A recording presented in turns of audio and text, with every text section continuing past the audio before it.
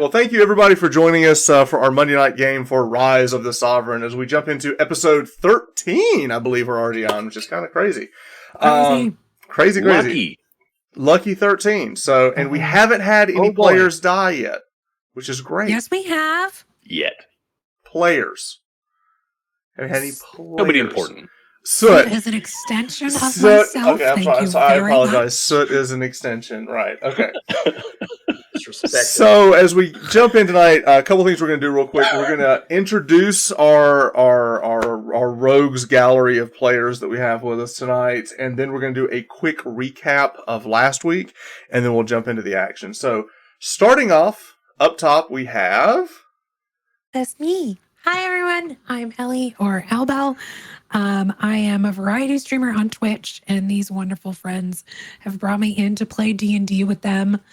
I am playing a Trickster rogue who's also a Changeling. Ooh, all the Tricksters. And wants to collect all of the pets. All of the pets. Yeah, she's playing Pokemon. We're playing D&D, she's playing Pokemon.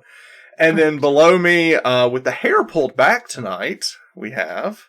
That's right, I'm Laszlo, now equipped with Douchey Man Bun and Black Cherry White Claw. I will be playing Lorex, the Dwarven Genie Warlock. Hashtag Laszlo did nothing wrong. Hashtag Team Laszlo.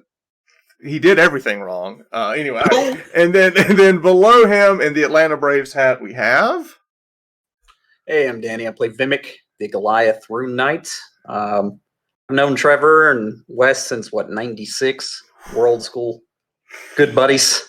Oh, and I feel like I know Laz and Ellie that long, so it's good to play with good people. That's right. All right.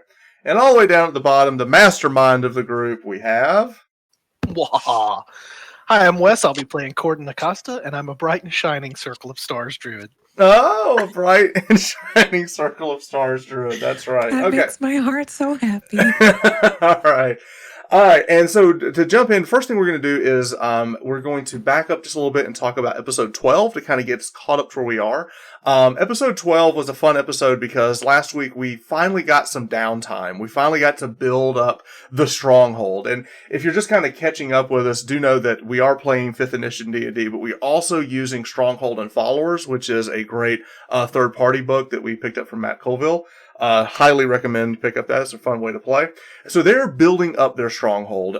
So what they've done is they really worked last week to build up the inn that was going to be the focal point of their stronghold to make it look like it's just an area where they're actually hiding everything below with the crypt where their lord the liches live. But we also saw them really kind of move, like Cordan moved the water and using mold earth to kind of make, like this little bit of a moat, a defensive measure around. We also saw him plant the acorn, and the giant cherry blossom began to grow into this druid's grove that he's growing in the back that we see on the map. We also, Vimak wasn't with us last week, the player was off, but he was actually taking care of his mysterious egg that he had found in the previous adventure and spent a lot of his time training the Kuatoa, the fishmen that had shown up to worship Lorex as some type of fish god to them.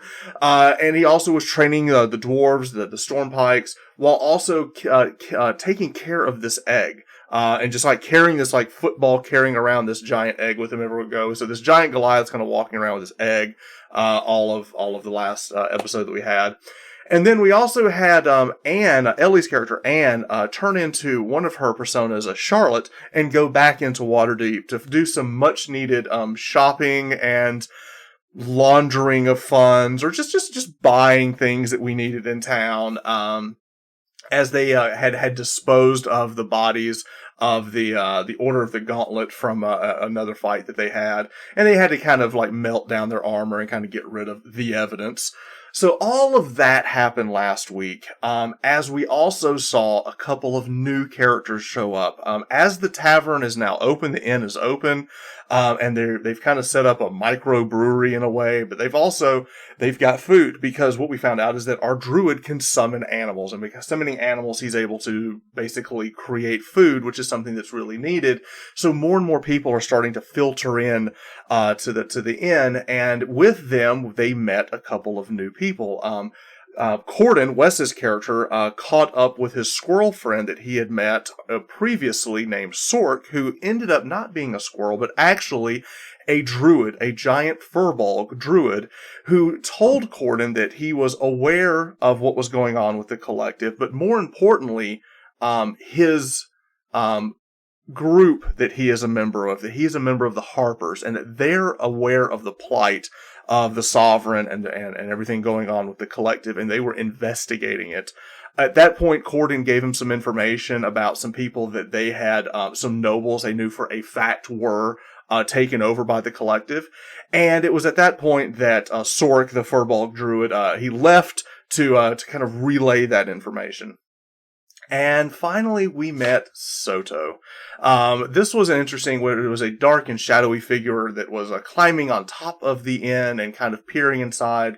Lorex from a distance saw it as he was fishing and hanging out with and getting to know the Kuatoa, saw it from a distance, used his Genie Warlock ability to fly over and see what's going on with this strange, stealthy cat. It ended up being this Tabaxi. And found out that this scared and timid Tabaxi was looking for Anne, and had found out that he had seen some vision from his gods that he was trying to track down Anne. So he took the Tabaxi to meet Anne, but at first it wasn't Anne, it was Giselle, because Anne was actually disguised as the barkeep. And they kind of talked back and forth and found and heard the story of Soto, about how Soto worships this deity named Savras, who seems to be the god of time and things. And he comes from a different... The Midas Savras, right. And he comes from a different timeline, and the concern that he had, and I guess was shown by Savras, is that whatever is affecting this timeline could affect other timelines as well. And he came to find out what's going on, because there's some connection between what's going on in this dark time that's happening and Anne itself. So he came to kind of relay this message and try to see what he could do to help. It was at this time that they also, he's a bit of a fortune teller, and they drew some cards because Anne wanted to say, well, what do you see? And he put out his cards, and they drew some cards and found out that something was happening right now, and also was intertwined with something going on in the Shadowfell.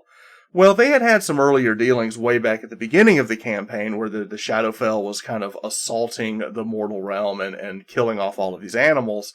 So this is something they haven't run into in a while. Still happening, just haven't happened with this group per se. So they started investigating the area. A fog had fallen down on the backside of the land of this open, like this kind of like brush area. They went back, found this fog. And it was at that point that they heard voices in the distance. They heard the voice of Minsk in the distance say, something to the kin of, get it! It's getting away! It's getting away! And at that point, they ran into this massive chimera in their backyard. And they ended up killing the chimera rather quickly, thanks to some amazing critical strikes by both Anne and Lorex. They downed the beast extremely fast. But it seemed that whatever portal was open to the Shadowfell was now closed, and maybe this thing had escaped. So that is what happened. That's a lot to take in, but that's everything that happened last episode. And we are going to pick up 2 weeks after that event. So I hope to upload episode 12.5, which is just video, an hour-long video of Danny sitting on a football. Sitting on the egg. Yes, that would be great. We should have an episode 12.5 of Vimak in the egg. Just incubating. Vimak and the egg. I love it. Vimak and the egg. So what we're doing right now is it's 2 weeks later. The chimera event has ended. There was nothing to really harvest from the Chimera. Shortly after it died, its skin and everything turned to some type of ash as it kind of burned away. And Cordan, you have gone back and investigated the area. The fog has lifted from there, and it seems to whatever has happened has passed. But you've been kind of going back and forth between your grove, which is now growing in abundance, and what happened in the field as well, to see if there's other signs of other portals opening up. And basically the area where the Chimera is over the couple of days, there's no remains of it at all. It's just blown away in the wind between it turning into ash. However, something that has happened in the last 2 weeks is, one night, a strange wind blew your tree and several, seeds fell off the tree, just to the right of it as you're looking at the map. And these strange purple and blue, pods began to grow there almost overnight. And as you look, that your grove is now, like, these bushes have grown up around it, almost creating a hedge around these it looks like pumpkin, like these blue pumpkin bulbs that are kind of growing out of the ground. You've been tending to them, and over the last few weeks, you have discovered that what these are pixie pods, that they're actually birthing pixies.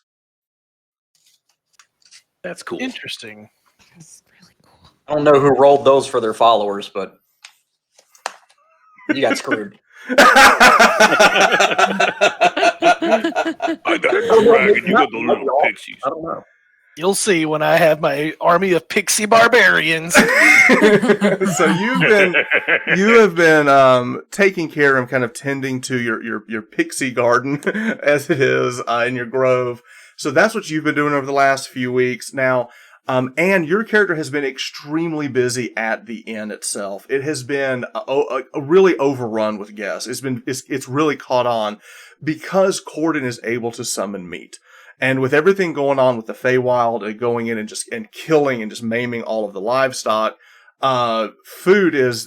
most meat is being found out is being summoned or is being imported in. And this is really only place outside of Waterdeep, and all of the area around you that has meat. So people are coming in, pretty constantly. So Cordan, you've been pretty busy, and also just exhausting yourself every day, just summoning as much meat as you can. And there's not enough. There's always kind of like an early rush to get, whatever meat is available for the day. So Cordan, you've been very busy between summoning food for both the Kuatoa, who are now living in the grotto of the river that you've kind of, the tributary that you kind of created around, and also feeding, people that are coming in. So you've been very busy with that. Now, I do have an idea about that. yes. So one of the things I want to summon more than we need of, and it should be fairly easy, is I want to summon rabbits. Okay. Because we all know what rabbits do better than any other animal.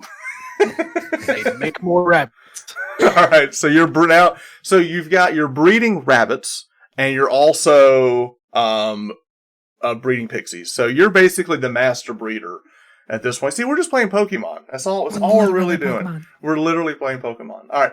So that is what you're doing. I love your idea with that. Now, the question is, what has Lorex been doing over the last few weeks? Normally, he tries to shirk his responsibilities. So he's been fishing with the Kuatoa. I know you spent some time getting to know them. You've also been kind of helping with the brews and everything. But what exactly in the last few weeks has Lorex been doing?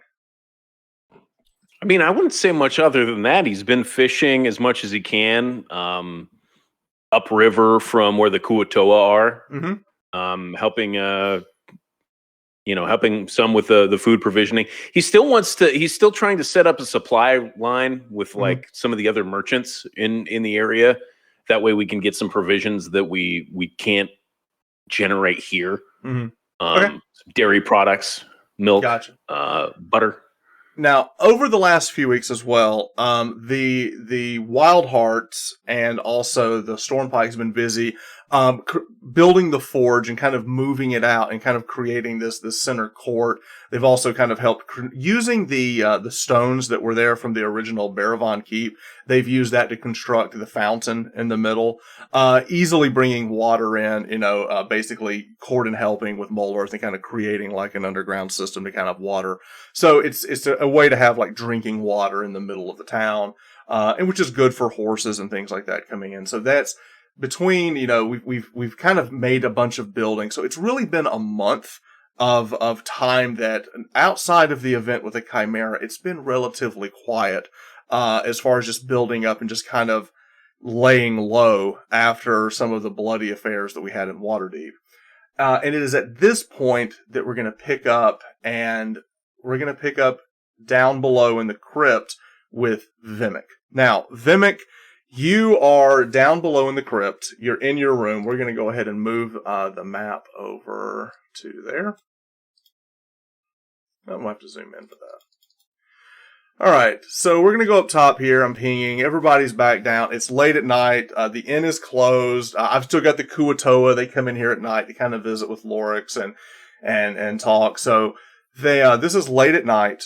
And now, Vimak, you have been carrying this egg around a lot, and you've started to get concerned because you've seen a lot of eggs. You've cooked a lot of eggs. This egg seems very you're concerned it's sick because it's so dry and parched that it's almost like cracking, because it is so incredibly dry. However, when you've tried to put any water in it, whatever is on the inside of it is repulsed by it, and you've gotten to where you can almost sense the emotions of whatever it is inside. So with that, what do you want to do? Okay. Golly, I can sense its emotions. Mm-hmm. Has it grown at all inside the egg, or is it growing? Since it is growing some. Your concern right now is that, like I said, the outer part of the shell itself just seems like it's brittle. All right. Maybe I should try breaking it. Brittle. Okay. I don't know. I don't know anything about hatching eggs. Ellie is dying laughing. I can tell she's... I love all of this. Can I assist him? I'm just gonna, Cordan, you may. Yeah, I could definitely be asking the others. Look, we produce our young a little differently where I'm from at the spine of the world. So anybody have any ideas? Didn't you get it close to the water before and it didn't seem to like that? But now it's too dry. I want to put my hand on the egg with Danny, mm-hmm. and try to be the conduit. I'm not going to try to do it myself, but I want to try to. I don't know how this spell works, but I'm going to try to be the conduit. Just try to for a little flavor of a beast bond between Danny and the egg as a spell. I absolutely love this idea. It's not exactly what the spell does, but I love the idea of what you're trying to do. So you're going to try to conduit a bond between. Okay. Yeah. As you do that, you also sense the emotion of what it's in there. And you sense that it's hungry, and it's starting to claw. You can sense it clawing on the inside, and you sense that it's hungry. Do we get an idea of what it's hungry for? Give me a nature check. I would guess other eggs.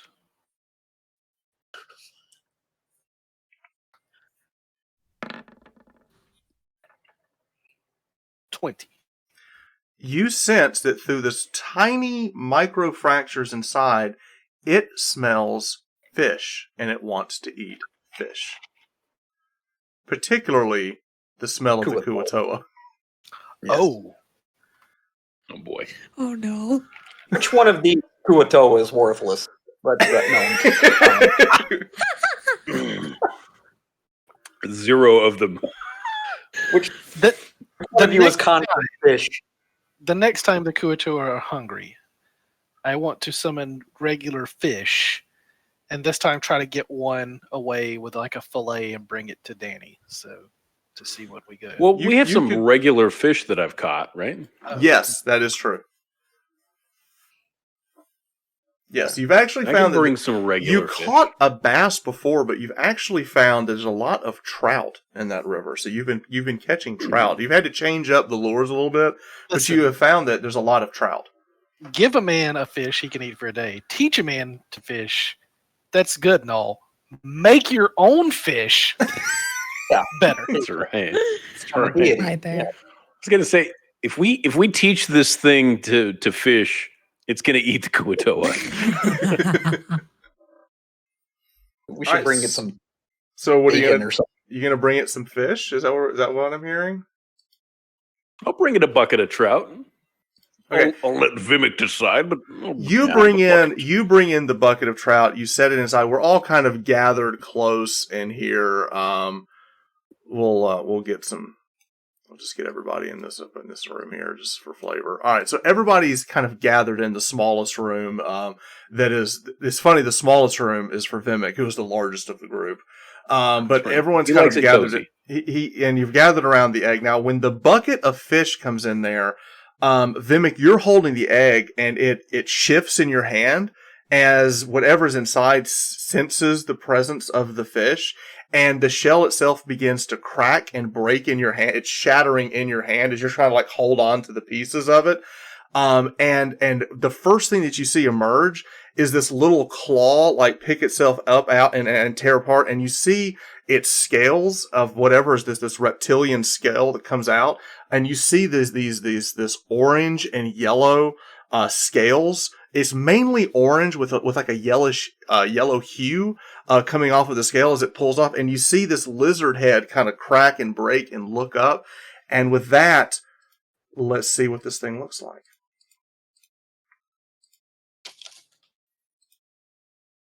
Got orange scales, but its belly's yellow. Okay, listen, it's so What? cute. So this is That's art cute. that was delivered to us by our friend Lunchbox. So this was actually made by No a friend. way. Yes. Stop it. So What? this was Lunch, this is amazing. yeah. So this is awesome. So this is what crawls out of the egg. Its little wings kind of pushes out. It's got these greenish yellow eyes, kind of like kind of blinking back and forth, and it looks up at Vimak. And it's kind of sniffing around, and you see this little tongue like look out. It's like it's licking its lips, looking around, looking for the fish that it smells. I'm going to pick one up and toss it at him. All right, so you pick it up, you toss it at him. As the fish comes up, you see that the fish that you're grabbing is still wet. As you reach it up, it recoils back as the fish flank kind of lays down next to him. He kind of looks at it. He breathes over the fish as it just completely parches out, and all of the water from inside, any liquid inside that meat shrivels up. At that point, it reaches down and eats it. I think it likes its food cooked. Okay, good to know. Good to know. Now, Cordan, you are looking at this, and you've studied, as well as Anne, you've studied dragons in both the Druid colleges and also in the Mages colleges. This does not look like a metallic dragon or any of the chromatic dragons either. This does not match, unless it's some type of mix or it's something different, but you're not sure what it is. I think we should name it Moist. Moist. Now, Vimak gets to name it, Moist. or you can Stop that. spend some time with it and then name it. Yeah.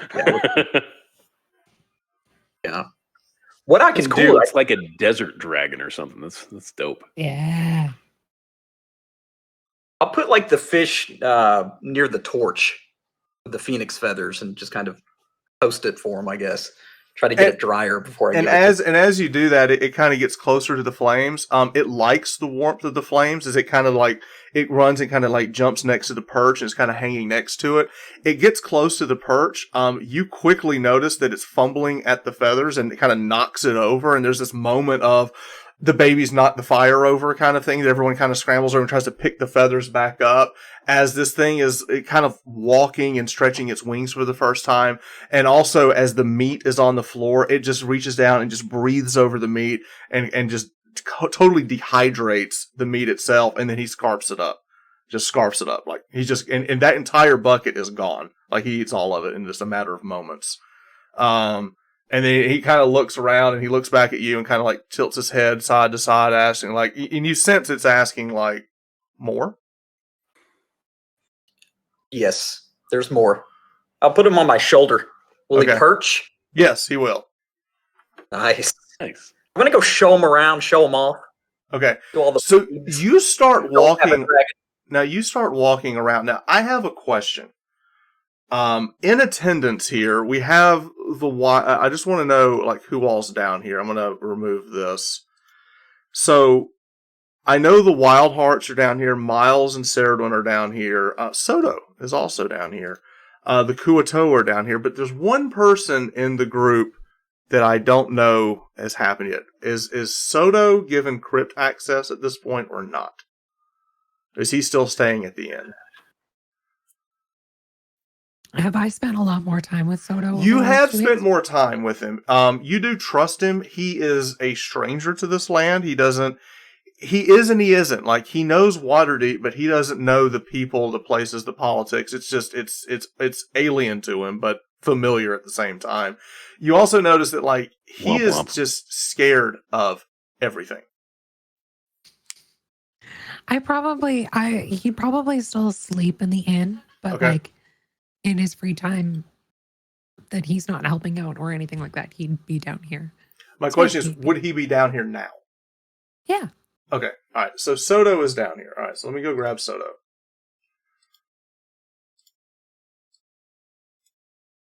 There's Soto. Okay. So Soto is down here as well. He has told his story to Miles and Ceridwen, and they're interested in that. As Vimak comes out, Miles and Ceridwen quickly look over at their new dragon, I guess, as they're looking over it, and Ceridwen marvels, is like, oh, Miles, this is unlike anything that we've seen in our travels. And Miles looks over and goes, I know, it's we've been many places. I haven't seen anything like this at all. Again, Vimak, tell us, where did you find this? This was the Temple of Helm, wasn't it? Why would they have something like this? This is quite odd. And as you're saying that, Soto looks over at it and goes, oh, that's interesting. That's something that's in my time. Ooh. Your time.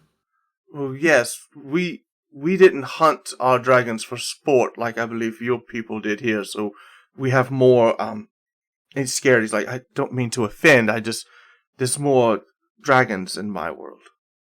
What kind of dragon is this? I believe it's a gemstone dragon. It's, looking over, he goes, yes, I believe that's a topaz dragon. All right. Well, you're going to have to, Nice. if you can help Vimak by giving him any information that you know about topaz dragons. I will. They despise the water, but they love fish. I've actually heard of them. Once they're bigger, completely, just evaporating entire water sources looking for food. They can be quite destructive to environment. Yes, that sounds horrifying. Well, it's a gonna good have to thing make Cordan sure that we just train. made a river for us down here. So that's wonderful. Wonderful news. Okay. What else? Anything else? I'll have to. I can pray about it and see if Stavros can give me any memories. That's how he does sometimes. He'll give me memories. I haven't been around Soto much, have I? Because he's been... Not really. You've been very busy with everything else. I want to know, what do you mean by your time? Oh, I'm sorry. I traveled from a different timeline. My deity, and as soon as he said it, you see Miles and Ceridwen kind of like roll their eyes and they keep talking. He's like, wait, the mighty Savras has told me that whatever is happening here seems to affect other timelines. So what year is it in your timeline? And he tells you it's the same year that it is here. The times are the same, it's just something is different. Is he from the same world? Like the same lands? Yes, yeah, I'm familiar with your city. It's just mine is different. Different rulers, and this collective you talked about, they don't exist in my world. Sounds like paradise. Interesting. If he has a moment, I would like to question him about some things, some charts that I have in the other room in here. Oh, sure, yes. So I'd like to take him over there. And, Alright, so you take him over, so Soto goes over and you pull out the I guess the star charts is what you're pulling out. Yeah, and I'm going to ask him if the stars are the same. In this world. Yes, and he's looking over the stars and he goes, oh, what is this? And he's pointing down. He's very familiar with the stars, and he looks over at it. He goes, yes, this looks familiar, except what is this? And he's pointing at the comet that you've notated that comes back every 5,000 years. I'll relay that information to him. I don't study the stars, but I don't recall that. Are you sure it's a comet? Well, I suppose if it's not a comet, I don't know what it is. Is it come and gone already? Does it sound like we could see it? I mean, is it still like in the atmosphere at night? It has been, yes. We should try to see it tonight. We'll go up on top of the inn. Oh, good. I'll join you. I heard you love heights. It's quite an exciting climb. Can we see it from the ground? There's a balcony. There's a balcony. 12 feet doesn't make a difference, does it? There's a balcony. You've got to clear the tree line. But, okay. It does help. I'll pull you up. Okay, if you say it's safe. So with that, so it's you and Soto are going to go stargazing? Mm-hmm. Okay. Vimak, you're taking care of you're taking care of your topaz wormling. What is Lorex doing? I guess he's hanging out with the Kuatoa. He's trying to keep them away from this topaz dragon thing, and then kind of going back and forth and making sure there's proper distance. I gotta supervise Vimak a little bit to make sure he knows not to be letting that little dragonling around too much water. Can't be drying up our water supply. Okay. And as you're doing that, Anne, what are you doing? It looked like you're chomping at the bit. What are you? No, I'm just laughing. This is all amazing. I probably would go stargazing with them. Okay, all right. I'd probably be like trying to get to know Soto. All right, so we've got. So let's just kind of catch up to where we are. We're going to go back to the other map. All right, so this map is huge. I have to zoom it out. Okay, so from one of the rooftops of the buildings, we'll say the inn, you can climb up there without a problem. You've got, so in this scene we're going to set up, we're going to have Cordan, the Circle of Stars Druid, the Soto, and also Anne climbing up to the top of the tower. It's late at night. The bar is closed, but several patrons still are kind of drinking on the inside. The kitchen is closed. So everyone climbs up there. Everyone kind of looks at the tabaxi as it very gingerly and carefully climbs up, almost as if it's like pushing past some past trauma of trying to climb up top and get all the way to the very top. And he looks back and he sees the stars. It's a clear night for the stars. And Cordan, you're there and you look up and you see the comet that you have been following that's now here after being gone for 5,000 years. It's still here. So with that, What do you want to do, Cordan? Well, I have a telescope, Yes. so I want to show him what I was referring to. He goes, well, I can give it a look. And he looks through the telescope. He goes, that's very odd. Now, I'm a bit of a learned individual, and I have studied some things, maybe not as much as you. He's very careful not to insult. He's like, but I have seen other comets, and they seem different than whatever this, we'll call it a celestial body, is. Again, I ask, are you sure it's not something else? I mean, how would I be sure? Like, all I can see is light from a distance. Because it's the coloration. Now, look differently. If you look at it, you see there's a hue behind it through your scope. Do you see that?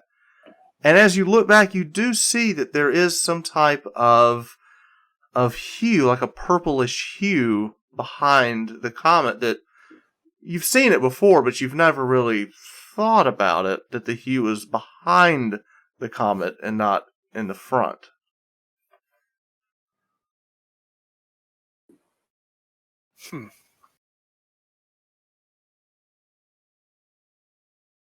Well, I'm open to suggestions. I don't know. I think maybe we should investigate this more. It's just odd. It could be nothing at all. It's just part of your world is different than mine. But there are amazing similarities. The celestial bodies are all the same except for that one. I don't know. There's time is so different here. I don't understand. If it's not a comet, what could it be? Is it something? I mean, the speed at which it's moving seems similar to a comet, right? Well, yes, but wouldn't the hue be in front of it if it's hurtling through space?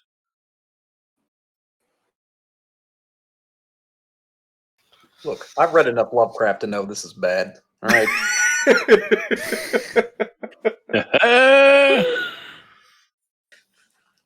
I don't know. It's just it's an honest question. I don't know. We should ponder this more. I will pray and to Savras to see if he'll give me any memories of this event. He has me puzzled now, so there would have to be other druids that I have made connections with over the time to talk to about this. I want to send a messenger bird to one of them. Okay. All right. You can do that. So you begin coming up with an idea of how to do that. So night passes. As the three of you finish your stargazing.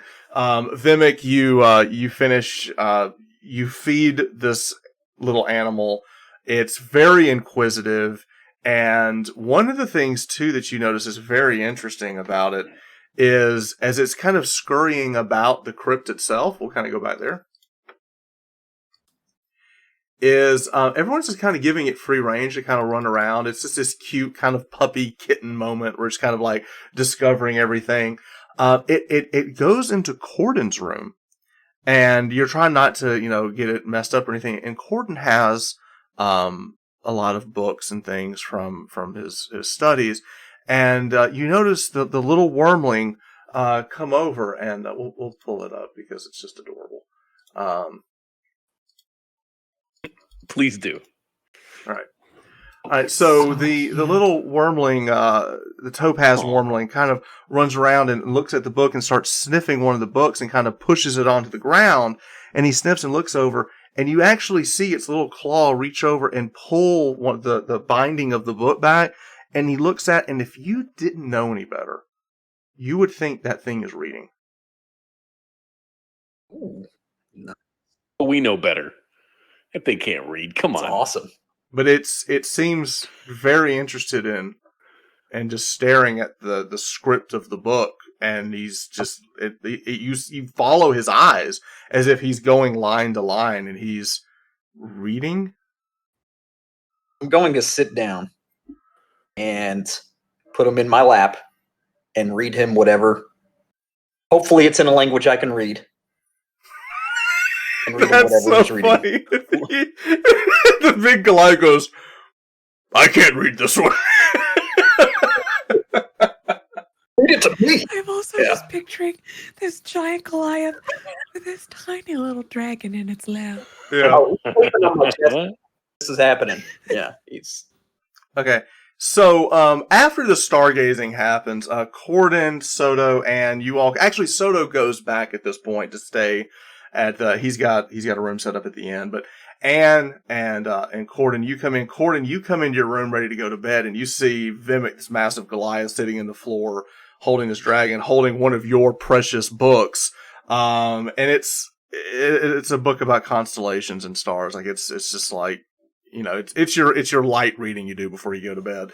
And this little dragon is like reading over it, and like you see its little claw like reach up and like turn the page and begin reading more. And it's very interested, and it's looking over as if it's mimicking reading whatever it is on these pages. Now, what's interesting, well, you don't know if it's mimicking or not. You assume it is. It couldn't be reading a mere couple of hours after being born.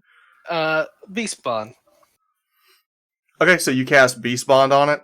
Now, what exactly does Beast Bond say? Beast Bond says, you establish a telepathic link with one beast you touch that is friendly to you or charmed by you. The spell fails if the beast's intelligence is 4 or higher. Question is this a beast? It's not a beast.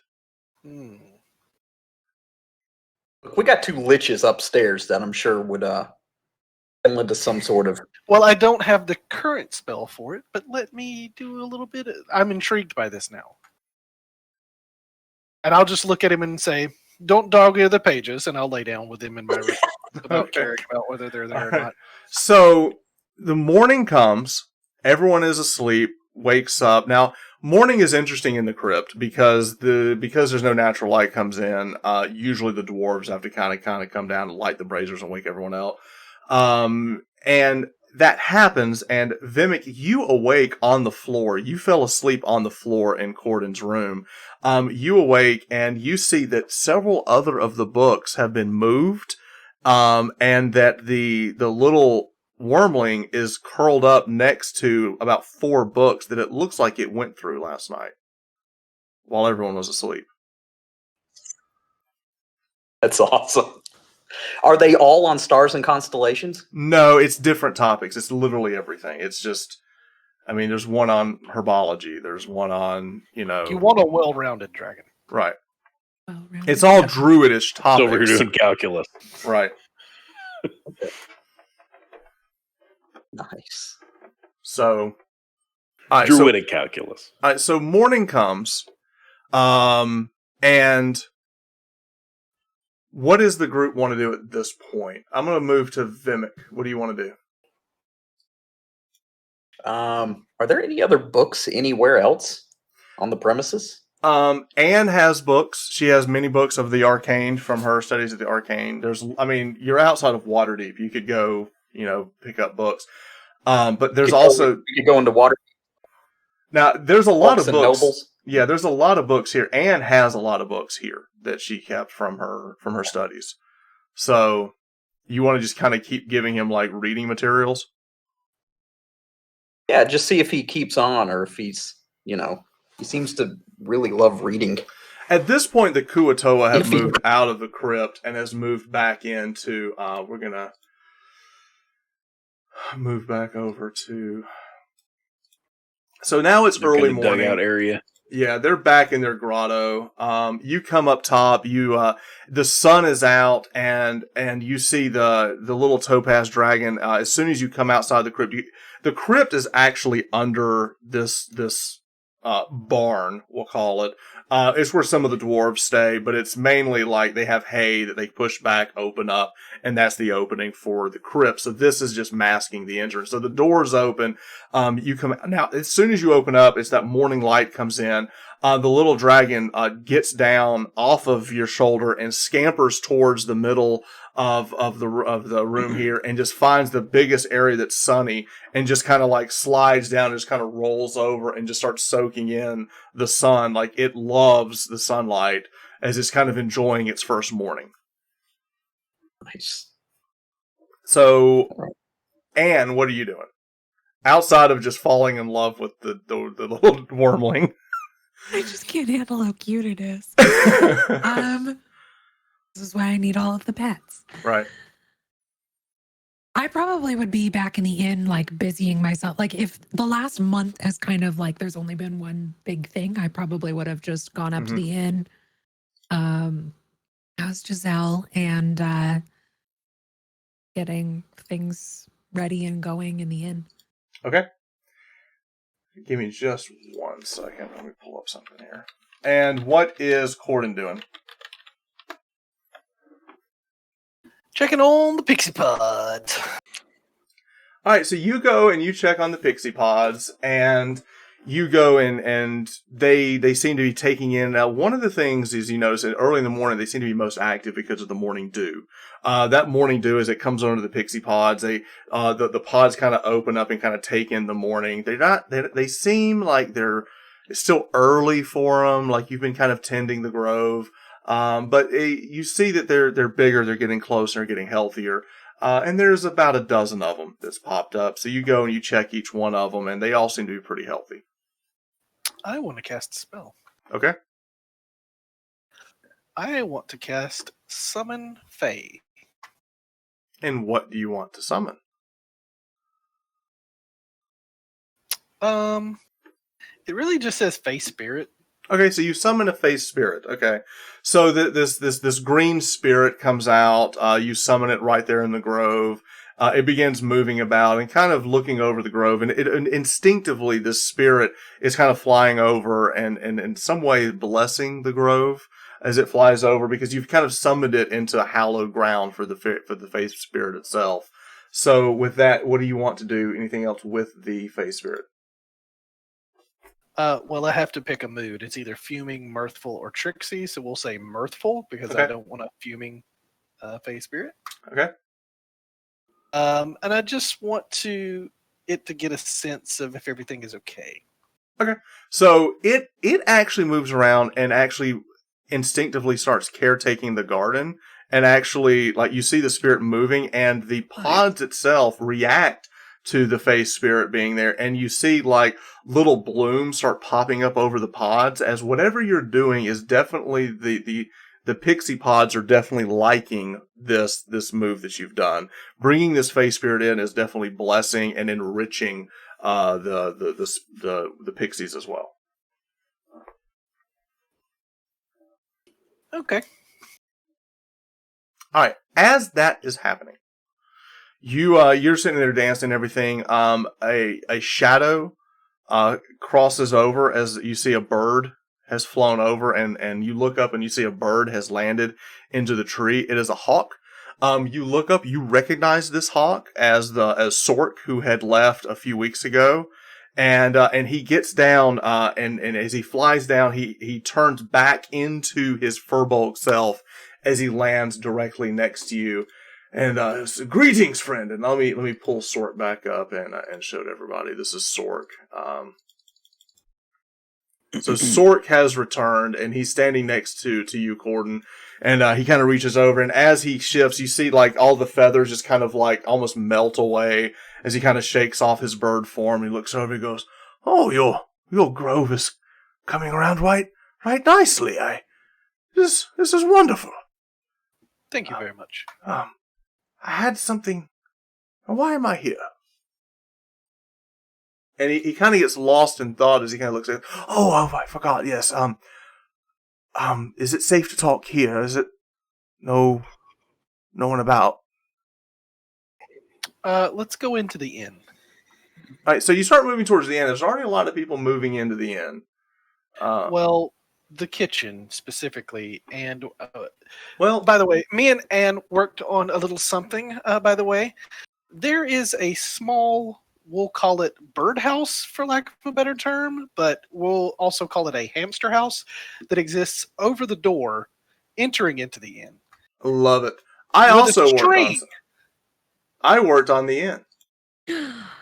There is a string from this hamster house that connects to a bell that if a hamster senses something that it does not like, it rings the bell. All right, so Boo is in a hamster house over the door. Luxurious. I was about to say, a luxurious hamster house. A luxurious hamster house. He oversees everyone walking in and kind of gives them a sniff. This is a much more appropriate job than what he had just a few weeks ago as, a barkeep who was wiping down the tavern bar. Now he wears many hats, this hamster. He does wear hats. many hats. But he's looking over, and you look over, and you see several of the Stormpikes here. You see a couple of regulars. You actually see a couple of the halflings, like the Beetles. There's a couple of them. They've got a million cousins. They've actually come in for breakfast as well. Because you have meat. Excellent. So you have fish and you have meat. So the competition is visiting us. They don't see you as competition because this is an inn. That's a tavern. It's different. They see it as different. Well, they should work with Giselle to They're have getting a base. Some of their items here and some Right. of our items there. Yes, they are interested in fencing items through you. I was more thinking. No, that's what they're interested in. You can't. Okay. Why is everything illegal? We just want a wholesome tavern. Right. A wholesome trade. So I'm assuming the third floor is kind of like our personal area. It is. Y'all put Soto up there for now, but you all kind of come and go from the third floor. Is the inn making enough money for us to have hired somebody so that I don't have to be in there at all times? So the you've actually Vaughn, one of the Stormpikes, the older one, has kind of taken up that charge. Okay. They haven't hired anyone yet. That's something we'll do out of game because I do want to kind of roll up who we hire. So we will talk about that. So we will have some employment meetings in Discord about who we're going to hire for the tavern. So Plus, that's not they may hear things, so correct. we have to vet them. Correct. They need to be vetted. So with that, you already see the Wild Hearts are already here. You see, Blaze and Mari and Thornton are already kind of tearing into the morning breakfast. They've already tapped the keg because the sun is up. So they go ahead and get that going. Mari kind of leading the charge on getting the drink started for the day. And it's one of those things people are like, well, we shouldn't, but no, why not? We'll go ahead and. So she kind of, Lorex is right there with him. Oh yeah. As soon as Mari says drinks, Lorex says, well, of course. So that's Lorex already has happened. been drinking kind of a lot lately. He's kind of picked up A day little drinking. more than usual. Right. It's been a lot of day drinking recently. A lot of day drinking. That's It's right. a little out of character for him. That's right. He's been in the sauce a little more often. And there's a reason for it too. All right. So with that, we go back to the fact that now Cordan has come in here with Sork, and he's looking around and asking, "Is there a place for us to talk?" So and you are in. As Giselle, you're already here, kind of and you see them too, and you recognize the Furbolg. There hasn't been a Furbolg come in the last 2 weeks. He's very recognizable. You recognize him as one of Cordan's old friends. So with that, what do y'all want to do? I'm going to ask her kitchen area or third floor. I think Soto's still on the third floor. Yeah, so but maybe third kitchen. floor is more open. Like you could excuse Soto. I don't mind if he hears. Okay. All right, so you go up to the third floor. Soto is still curled up in a corner asleep. It's interesting. There's a bed. He sleeps in the corner. Like there's like a crate in the corner, and he curls up and sleeps on top of the crate. Which is interesting. Nobody put Soto in the corner. Yeah, don't put Soto in the corner. All right, so you go up there. Soto, he kind of stretches and he goes, "Oh, good morning, friend. I didn't. Oh, that's a very large person with you. Cordan, is that safe? I don't know. You may want to give us the room. Well, I'll do that. And he very quickly kind of moves, and you see him like kind of hugging the walls as he's trying to stay away from the furball as he goes down the steps, and just ever so gingerly goes downstairs. So at this point, it's now. Anne, did you come up here as well, or is it just?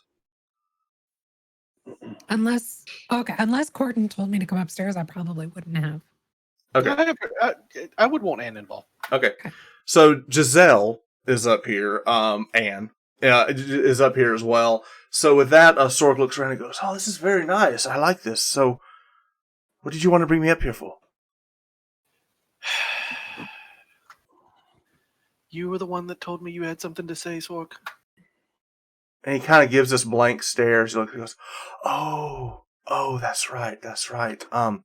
Hopper business. I forgot. So, I went and I talked to some people in Waterdeep, and they were going to go investigate this collective thing, and they went and they found a lead, and they went and investigated it, and I haven't seen them since.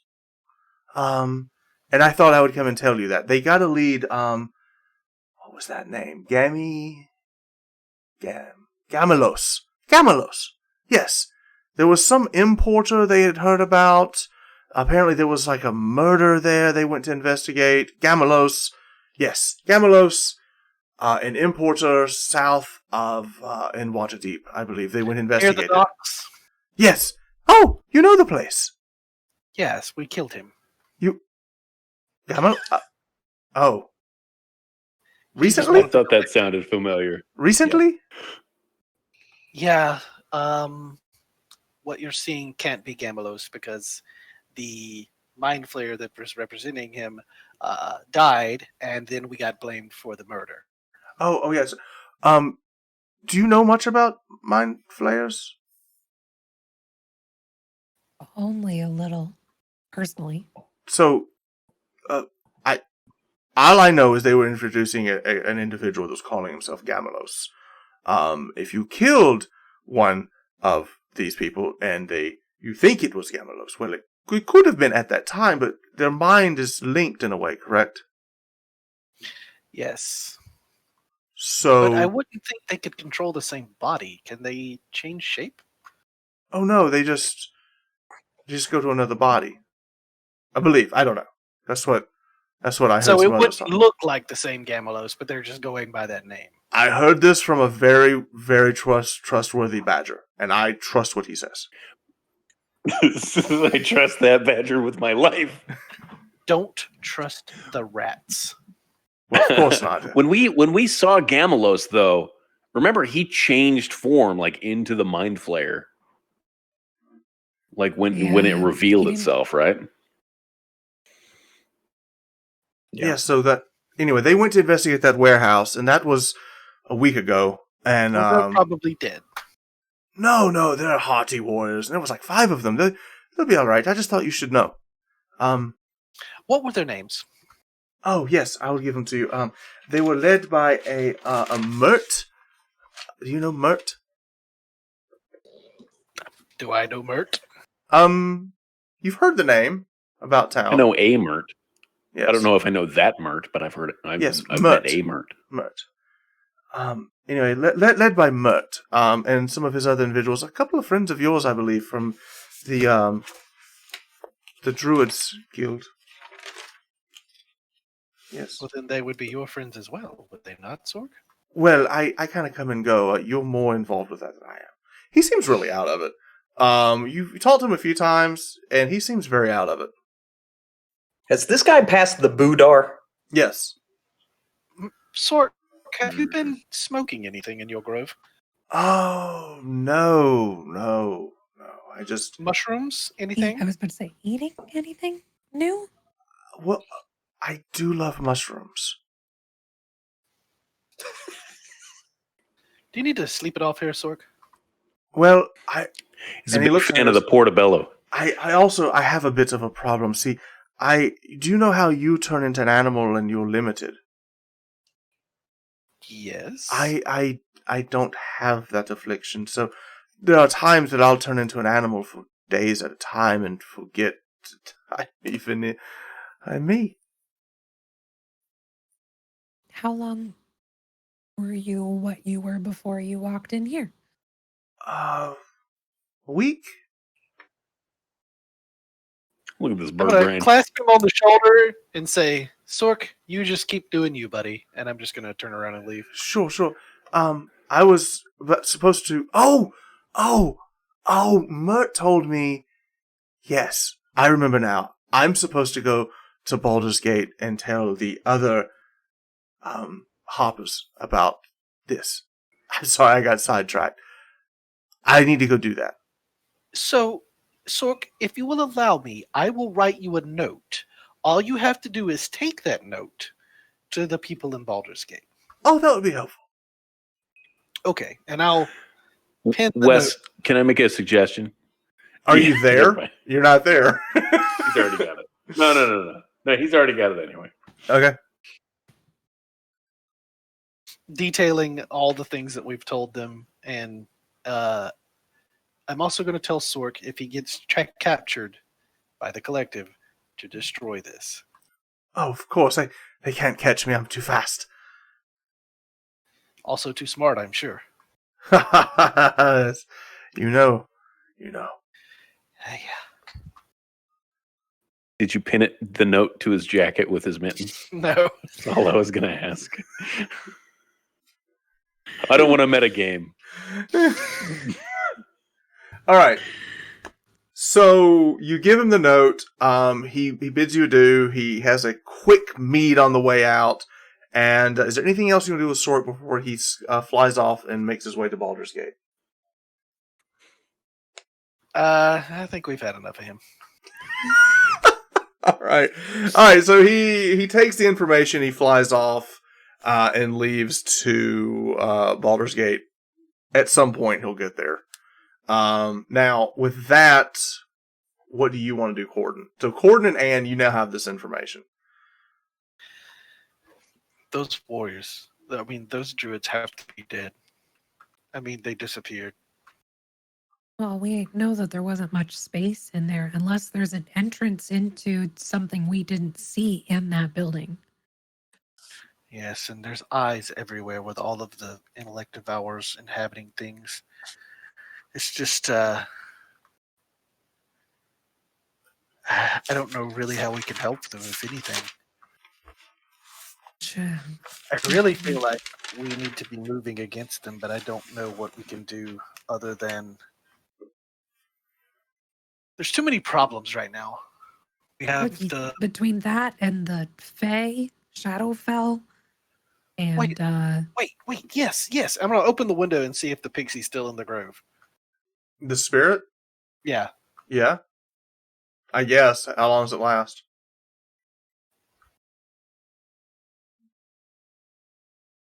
Up to an hour. Oh, then yes. Let's go visit that guy. Okay. I'll follow you. Great. And I'm going to jump out the window and shapeshift into a squirrel. I will not go that way. I will take the stairs. Okay, so you turn into a squirrel, you head back over to the grove. Huffing at Cordan the entire way, going, he always has to do it his own way. Perfect. All right, so you head back over to the grove. All right, so we're back over the grove. You walk by, you see Vimak chasing the little wormling who is just being playful and gets close to the pool and breathes out his little and you see the water just completely evaporate and disappear in parts of it, but is quickly refilled and he's kind of like looking at it and just kind of like flustered that he can't empty this. Lorex is there just arms folded, mean mugging this little wormling. Do you also have a beer that Vimak, are you going to keep letting him dry up all the water in the fountain? Yeah. Yes, I am. This is the dragon. Actually, between the dragon, Soto, and the Kuatoa, we're going to need tons of fish. So, don't know. It's going to be hard to have fish when this thing keeps drying up all the water. Oh, Am I running past these two? Yes, you As are. I'm fun. Yes. Hey, do you two want to come with me? And I just keep going. Better than staying here. There's a little ugly little creature. And it goes after Giselle. Giselle. how dare If you? I'm outside, basically at this point in the area, I'm gonna Okay. be Giselle unless. All right, How so dare I. you make it up. You make it up to the grove itself. Cordan, you see the spirit is flying around the grove. What do you want to do? I want to speak in Druidic or Sylvan and see if the Fey Spirit can communicate. You speak both. It speaks Sylvan back to you.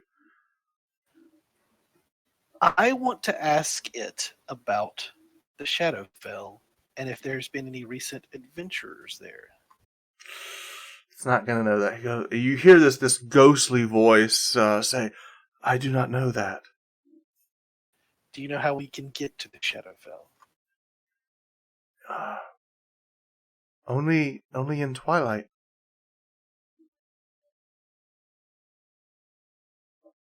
How do we open the way? And the spirit kind of looks at you and just kind of, if it could shrug, it would shrug. Cordan, does Miles have one of those daggers? How did he contact someone from the Shadowfell in the first place?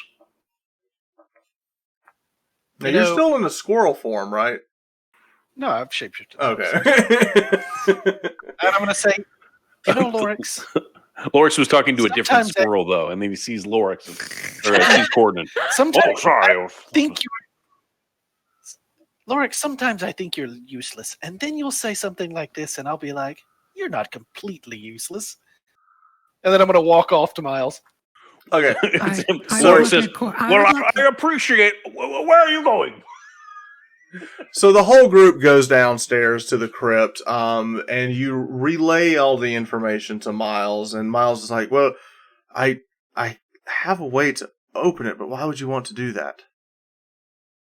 to clean up what's happening, to I get the believe- villagers back some food. I believe that's kind of going to abate on its own.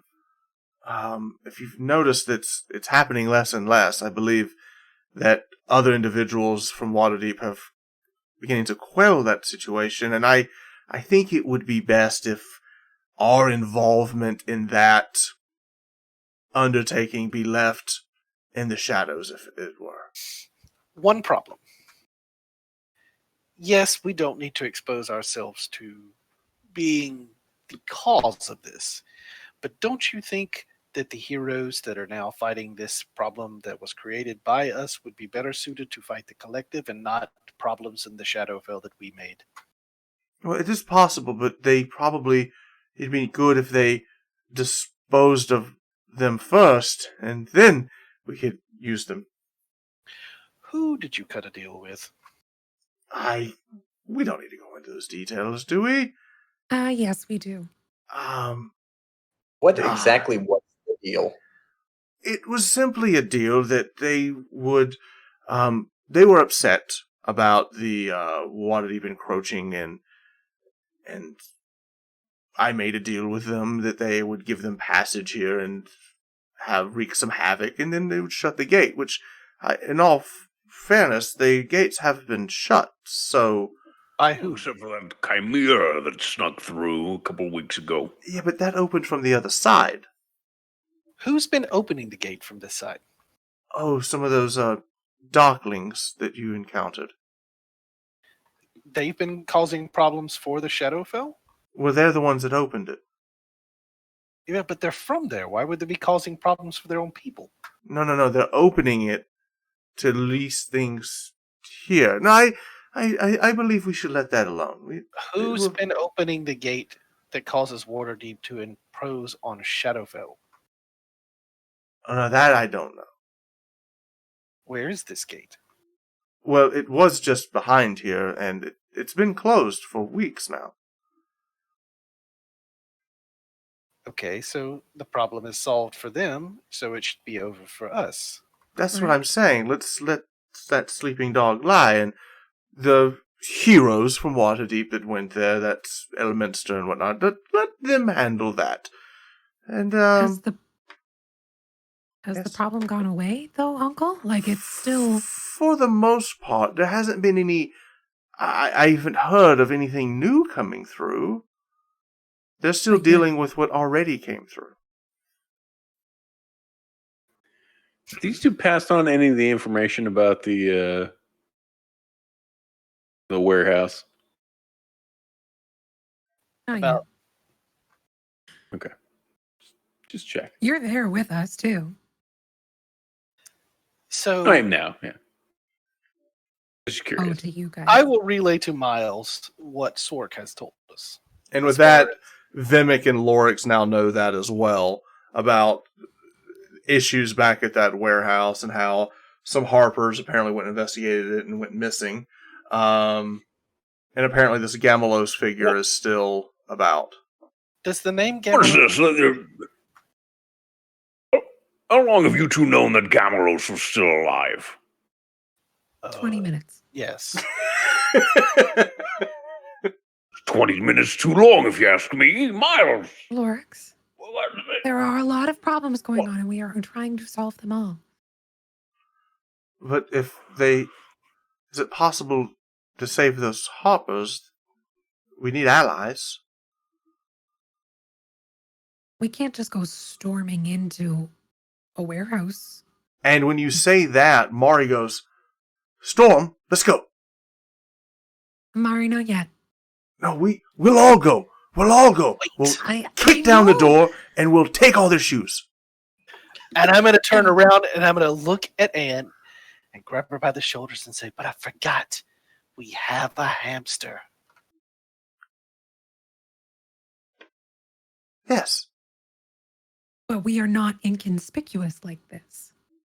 It is Well- very obvious if a clan of how many ever there are of us just go storming into a collective building.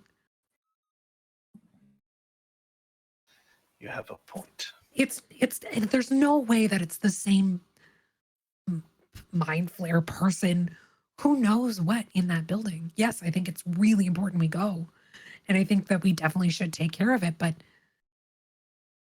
we have no information. Are we walking right into what we walked into before? Well, here's an idea. It's close to the docks, right? Yes. We could put together a team of aquatic animals. Sorry. Seals, perhaps. We'll call it SEAL Team, and there'll be 6 of them. SEAL Team Friend, 6, I you suppose say? I could lead 5 of the Kuotoa. What do you have in mind? Now, the Kuotoa. Interesting. If we went late enough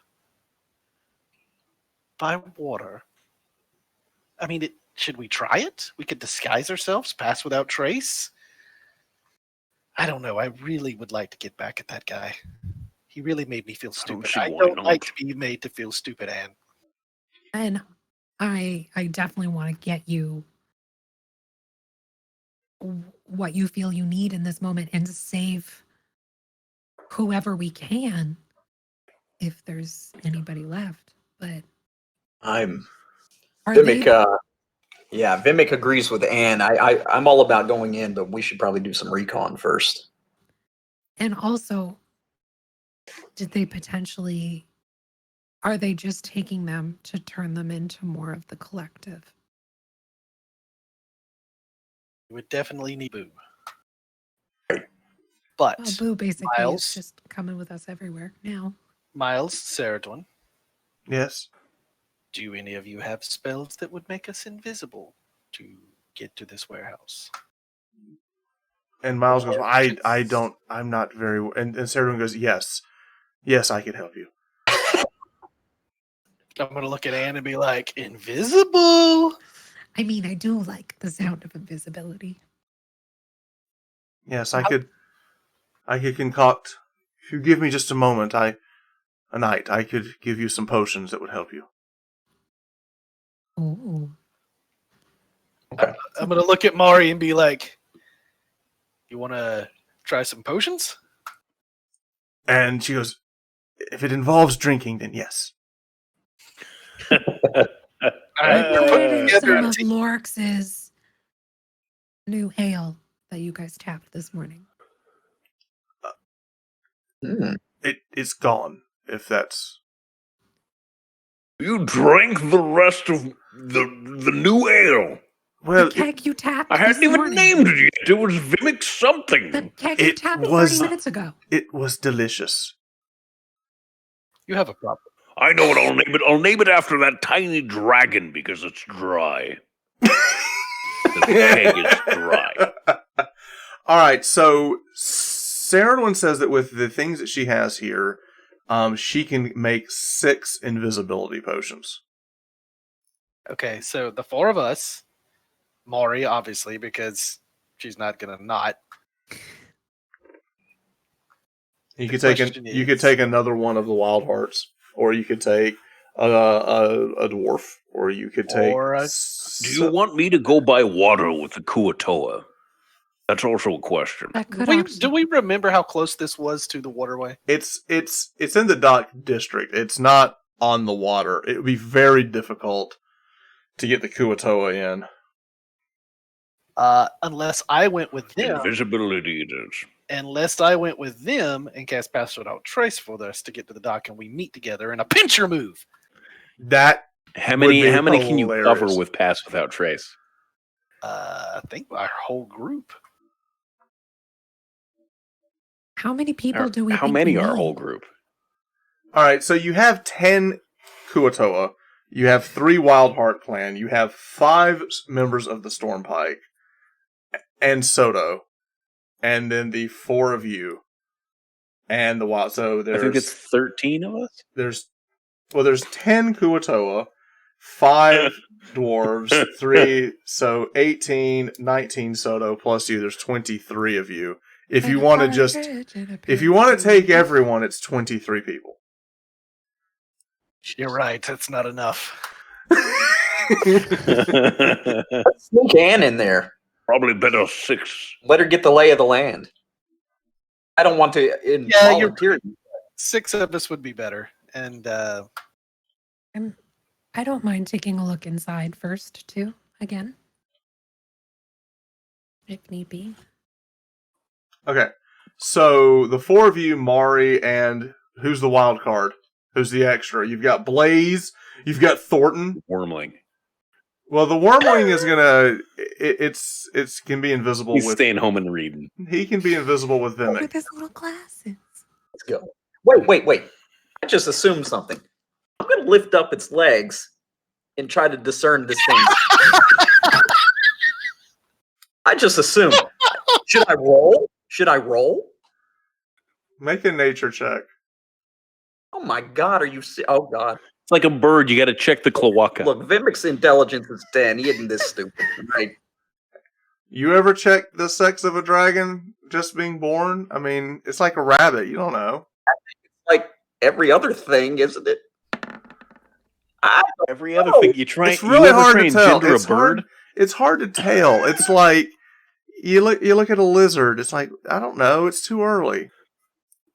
Like, hey, Cordan. Yeah, Cordan. So Vimak rolls a 5. Cordan rolls a 4, which is a 9. Rating Cordan, you look at this. You're fairly certain this is a boy. let's call it Terry. Well, that's Vivek's decision. I'd go with Terry. It works either way.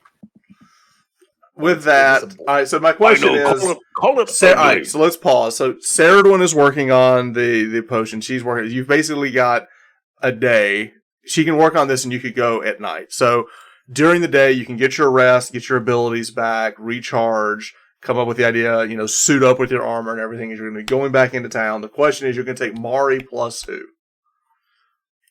So we have Soto You can take. or one of the 2, Wild Heart. You could take a Wild dwarf. or we can take a dwarf. We could take a dwarf. We could take one of the Kuatoa. You could take a Kuatoa. We get a wild card here. We could roll for it if nobody wants to decide. Why don't we roll for it? All right, I'll roll a d4. Okay, so 1 is Wild Heart, 2 is a Dwarf, 3 is Soto, and 4 is a Kuatoa. Okay. Come on, 3. So it's like, I don't want to be included in this. Am I rolling? Am I Yes. rolling? Is Trevor rolling? You should. Let's let Anne. And Okay. Anne should rolls. roll. Yeah, Or so Ellie, 1 whatever Wild her Heart, name 2 is. Stormkite, 3, it's... We get a 1. You got a Wild Heart. So Thornton or Blaze, we'll say Thornton, he's the younger one. He's the one with the mustache. Oh, the mustache man. Yeah, so, alright, so 2 of the Wild Heart... 2 of the Wild Heart clan are going to go with you. Ceridwen spends the day working on the potions. This will allow you to... You can use these... Now, how long does invisibility, the spell, last? I don't know that spell. I don't know it yet. Yet.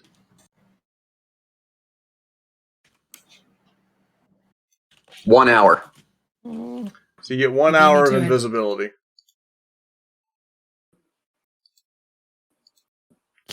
I also would make sure that I put disguise self in that stone for Vimak. Right. Alright, so getting in the city, do you want to use the potion to get in the city? Or do you want to... I would say we use the potion in emergency. Yeah. Okay. So getting into the city, it's very easy for Anne to move into the city. It would actually be easy for Lorex to get into the city because he can go into the ring, right? I can be an animal. No, because I can only do that once, and I would also like to use that as an emergency. Okay. So how are you all going to disguise yourselves since y'all are all wanted in Waterdeep? They don't know what we look like, though, right? They only have a description of Anne. The only person they know for sure... Now, I'll give this to you. It'd be very easy for Lorex and for Cordan to kind of walk in, just kind of change their clothes, appearance, whatnot. Vimak is the issue. There's Now, not a lot of Goliath around. I'm even more conspicuous with a flaming rare dragon no one's ever seen perched on my shoulder. I've only gotten better at hiding. This is Would blending in. Anne have a disguise kit? You could... Yes, you do. You want to disguise the Goliath? Okay. Just put big floppy You're like ears on Robin Williams' brother. I love this idea that you're going to use a disguise kit. All right. So we'll say that you use the disguise kit. Give me... I will cast guidance.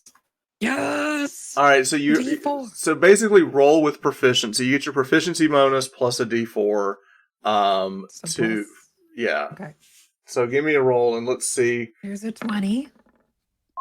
An And I rolled an 8. 8. Now, and the D4 was a... Roll a D4. Proficiency bonus is 3. That's 11 plus 14. That's not 14. bad. All right. So you get him to look like basically like you basically take makeup and mute his skin down to where he doesn't look like white and grayish. You bring it like it has like a tone. You basically just get him to look like a very, very large, like almost like half ogre in a way. And you basically like put like a big like cloak over him, like he's a fisherman, and you get him a hat. So he looks like he's just a really big, dumb-looking fisherman, and that's kind of what you've got him. And now Vimak, your maul and everything you can keep into the bag of holding, and you've got this giant cloak over that your little topaz dragon kind of can stay under your arm as you're walking through town.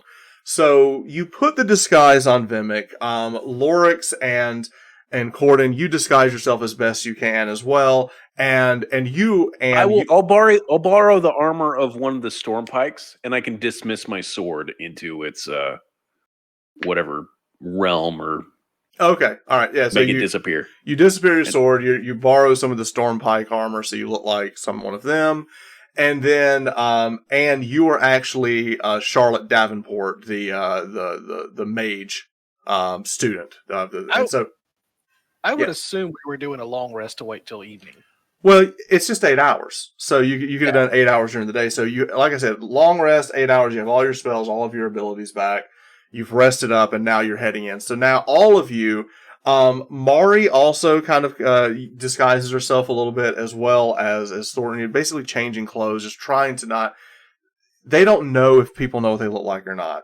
The issue is you are going to have to walk semi close to the scene of the Temple of Helm. It's like 2 blocks over, and you have to basically cut around it. So there's to kind of skip past as you go through the bustle of the city. It's night. They're lighting. They have the ever burning torches into the city as you're going through. But for the sake of brevity, we get through the town disguised. You see the guards. You constantly kind of looking up as the griffins are flying over with the town guards. You see a lot of people, again, gathering at the different churches and stuff for the evening summoning of food. But it doesn't seem to be as... The last 2 weeks, more food is kind of returning in. Fishermen are starting to bring in things again. It's not the dire situation it was 2 weeks or even 4 weeks ago. Some semblance of normalcy is coming back to the city, which is good to see. Now, as you get closer, we will go ahead and move back over to a familiar scene. So, if we recall, this building here is the importer that you went to before, the old dilapidated building. The cart is still there. Everything is boarded up. Everything looks kind of the way it was before. It's just, but you don't see. Remember last time you came by here, there were all the dogs were around it. There are no dogs. It looks very empty, almost like it should be condemned. So, Anne, you're leading, or Charlotte, what are you doing? You're kind of up ahead. I would probably say, do you want me to go check, see if we can see any movement or if there's any smoke? Like, do a recon outside the building before we all walk up. Take Boo with you. Okay, I'll take Boo with me. All right, so you have Boo and you have Soot. So you've got. I actually probably would send Soot up to the upper windows. Okay, so Soot goes up to the upper windows. There's it's cold. It's spring, but it still has that cool evening. There's no heat or anything. You don't see like plumes of smoke coming out of the chimneys at all. Soot goes around. As you get closer, you're kind of stealthing around. You don't see any movement coming from the inside at all. It looks completely barren. Nothing. Can I peer in a window? You do. You peer in a window. It looks. There's no light. There's no sign that there's been anything happening in here for a while. It looks empty. What about around me? Like around as I'm walking around, anything on any of the other buildings? You see other people of the other buildings. There's people walking about. People seem to steer clear of this building. But as you look, you see there's other things happening. You see other people. Just this building just seems like it's just like a condemned, dilapidated building. I would walk back over and say, there's nothing inside. It looks like there probably hasn't been anybody there since we were there last. Can I do a Arcana check to see if there's any kind of like illusion on the place? You absolutely may. All right. I will do so. You don't sense 11. You don't sense any magic coming from. You're still pretty far away, but you don't sense any illusion. You don't sense any magic. Mari sniffs. She goes, I smell just sewer and street. I don't sense anything either. And she looks over at Thornton, and Thornton bends over and he sniffs around. When he sniffs, his mustache kind of like moves about. He's got, I don't smell anything either. It's just the foul stench of the docks. Did Boo react while I walked around the... No, Boo did not react. Should I try going in? See if the door is still locked. Okay, I'll go But check. before that, Boo, can we tell if it's being watched from surrounding areas? You are very observant. You look around and people are looking at y'all just kind of standing in the street, kind of milling about. But other than that, it doesn't look like anybody. You don't notice any strange people like looking over at you or anything. I feel like we're walking into a trap, says Vimak. I agree with you on that. Your Fearbulg friend was hitting the hash pipe a little too much, or he was being controlled by a mind flare. He wasn't. Boo didn't sense anything on him. I wonder, truthfully, if this is an entrance to something else. Because if they came here and disappeared, I'm saying this Could all very hush well be. hush, of course, but Well, our options are to either go inside or to head back. I'll go check. Okay. I'll So, go check the door. Charlotte, aka Anne, you walk up, you get to the door. Again, it's the same scene you saw before. It looks like it's boarded up, but as you pull, there are no nails in those boards. You're able just to open the door. You look in there, you see just cold shadows inside. It looks empty. You don't hear anything coming from the inside as well. It looks empty. Do you want to go inside? I'll send Soot inside. All right. So you're sending Soot. Are you going to do your, like, basically where you kind of glaze over and see I through would Soot's probably eyes? walk back to everybody else. All and right. So protect you walk myself, back. and then- You're going to move Soot in. You go over with the eyes. Now Soot is moving about. Your pseudo dragon familiar is moving about the inside, and it's a familiar scene. It's a scene that you recall. This is where you got very close to Vimak in a hurry because he saved your life here. But it's through this door here, the first door down on the right. Soot goes in, looks around, and it looks completely empty. It moves about, and it looks like no one has been here for a while. And he's kind of looking about, but he doesn't see anything, any movement at all. I mean, there are no rats. There is nothing in here at all. He'd go in further, but he's gone in. He's in. It doesn't seem. Yeah, you're seeing he's moving about where I'm clicking here. He's walking over the table, stealthily looking about. He doesn't see anything in there. Grab. Any. You go ahead. okay? So you've gone through Soot, right? Yeah. Mm-hmm. Okay, never mind. Wait. What's the name of the importer here? Forgot his name. Gamelos. Gamelos. Gamelos. Okay. And While she's doing that, I'm going to go to a neighboring business and just ask, "Where's Gamelos the importer? What happened?" You say that, and they look. Goes. I don't know, friend. What do you? I want no trouble with you. Trouble. I'm but a fisherman. Well, you don't want to deal with that. I- Strange folk go in there. People have been in and out. Mainly just in. Strange. Okay. Well, thank you. Trevor, Creepy. is there any Right. wildlife like stray cats, dogs around the area? You see a cat. All right, I want to cast Speak with Animals. Okay. I want to ask the cat if it's seen the Harpers that came here recently. You have to describe them. 5 Druid-y looking types entering this building over here. And the cat kind of looks and goes, "Yeah, I have. It's going to cost you."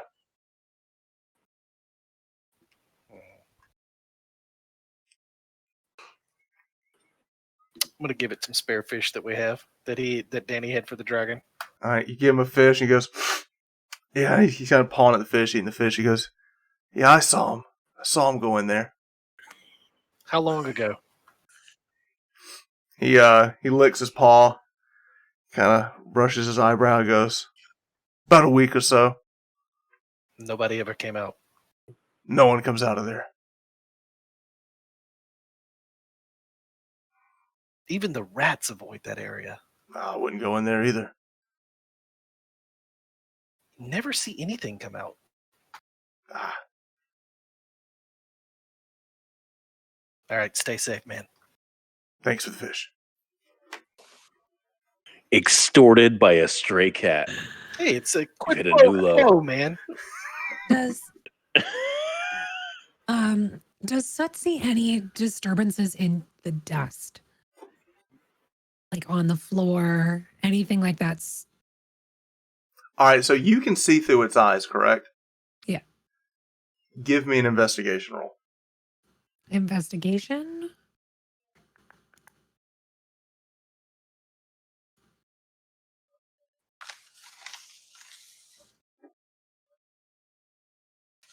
My passive investigation is 18. Oh, yes, you do see footprints in the ground. You leading follow the footprints. So Soot follows the footprints, and they get all the way around the bar to here, and then they disappear. Do I see any levers, any buttons, any... As Soot moves around and looks, there's a moment where he's walking across, and it's black. You don't see anything, and then his eyes pick up, and you see it's like he fell into some type of stonework, and he instinctively kind of flies and moves back up. There's a drop here. I would call him back out, and I would flip out. Okay, with that, Soot returns, and you can now relay your information. We found our entrance. It's behind the bar. It's a drop, an illusionary floor or illusionary... And you know what's best about this, Anne? What? We can assume that anything we find in there needs to die.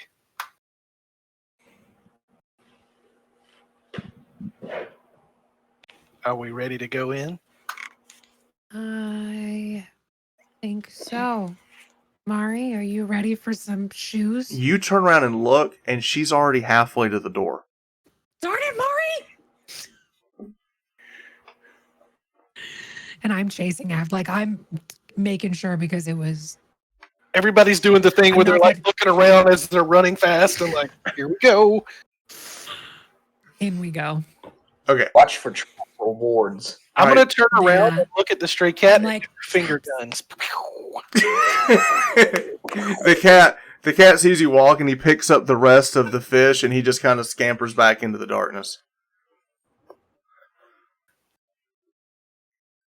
All right. With that, we head inside. Now, at this point, everyone has walked into the room, and you're kind of making your way through the importer. Yes. As soon as we step in the door, I'm going to go, Anne, wand. I would have given you the wand because I can't. You have to be attuned to Using a charge. 60-foot radius, anything hostile to us. Yes, you are picking up 3 hostiles below you. About 30 feet below you. I'm going to say 3 bogeys, Z-axis. It does. Wait, positive or negative axis? They're above us. I'm just going to point down. Should we use the potions? So if they're Yeah. hostile to us, that means they know we're here. That's not how that works. Oh, okay. Hostile creatures that are eternal, invisible, disguised, or hidden, as well as those in plain sight. And it stops if you stop holding the wand. I'm going to search around, see if I see some kind of door to a cellar. Or basement. All right, so we know that it's here. Because Soot. You walk around and you look and you see... Now, Lorex, you know what you're looking for. You look, you see the boards. They look perfect. But as you get closer, you see an illusion that part of those boards are not real. You can actually... You slightly push your hand, and your hand just disappears into the illusion. I'm crawl on down. Okay. All So, bonus action to summon my packed weapon. all right, so you pull your then, blade, I'll and head on then down. you disappear, and you drop, and your dwarven feet softly land on stone. As you look around, you see this opening of this underground cavern system that's it's cut. It's not like a cave. It's just almost like a sewer that was forgotten, part of an older structure. And you see this landing, and you see it move forward in front of you. Your dark vision picks up, and you can see in front of you without a problem. I probably I'll take a wouldn't- couple steps forward and then wait for the others to come down. I'd be right behind Lorex. Okay. Anne, or Charlotte, as you're in now, you drop down as well, but you have your goggles on, correct? Mm-hmm. So you've got your dark vision goggles. You look around and you're really enjoying this because now you're subterranean. You can actually see out in front of you as well. Now, what is Vimak and Cordan doing? Has Mari already gone in, or is she still out? Mari is right behind them as well as Thornton. Mari and Thornton both drop down as well. What about Vimak and Cordan? It is dark down there. I'll cast dark vision on myself. Okay. All right. So you cast dark vision, and now I can't remember which rune do you have on you, Vimak. Do you have the one that gives you dark vision? I had fire rune last time. He would have time to have prepared if we were going to go in here. You can change it. Yeah, you can definitely change it. We'll go with stone rune then. Okay. So the stone rune is up. So y'all all have dark vision. Okay. Hang on. Also, I probably would have changed to Anne so that Charlotte's disguise is also not wanted. Gotcha. Okay. All right. So all of you have come down. You are now in this looks like an abandoned sewer. It smells musty, but it also has this very foul smell that seems very foreign. No one here has smelled before. As soon as you get down here, both of the wild hearts look at you and goes, What is that smell? It's like boiling pus or something. Is this damp? As you get down here, no, it's not damp. Okay, good.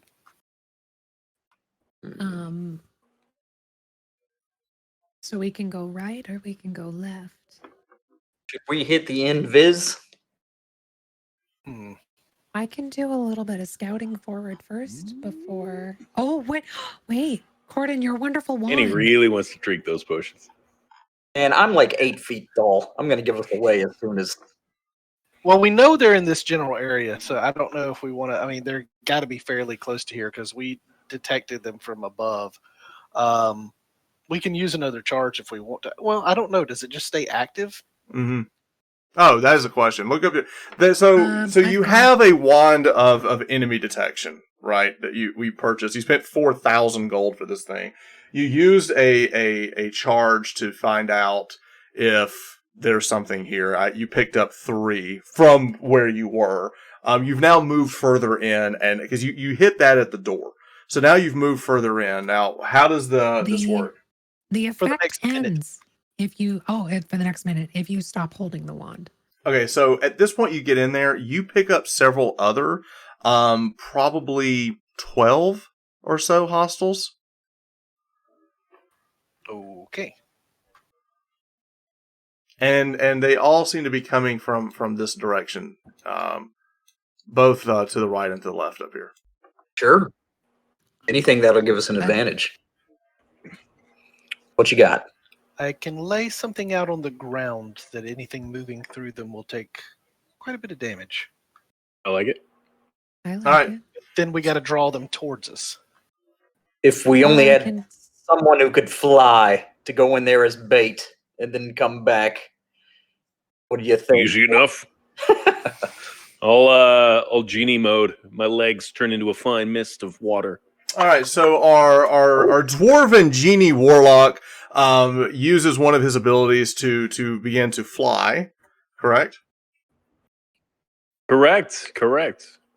Okay. My legs are just a mist, and I'll float. I'll float forward to the left. I guess I can move my token. Yeah, you can move your token.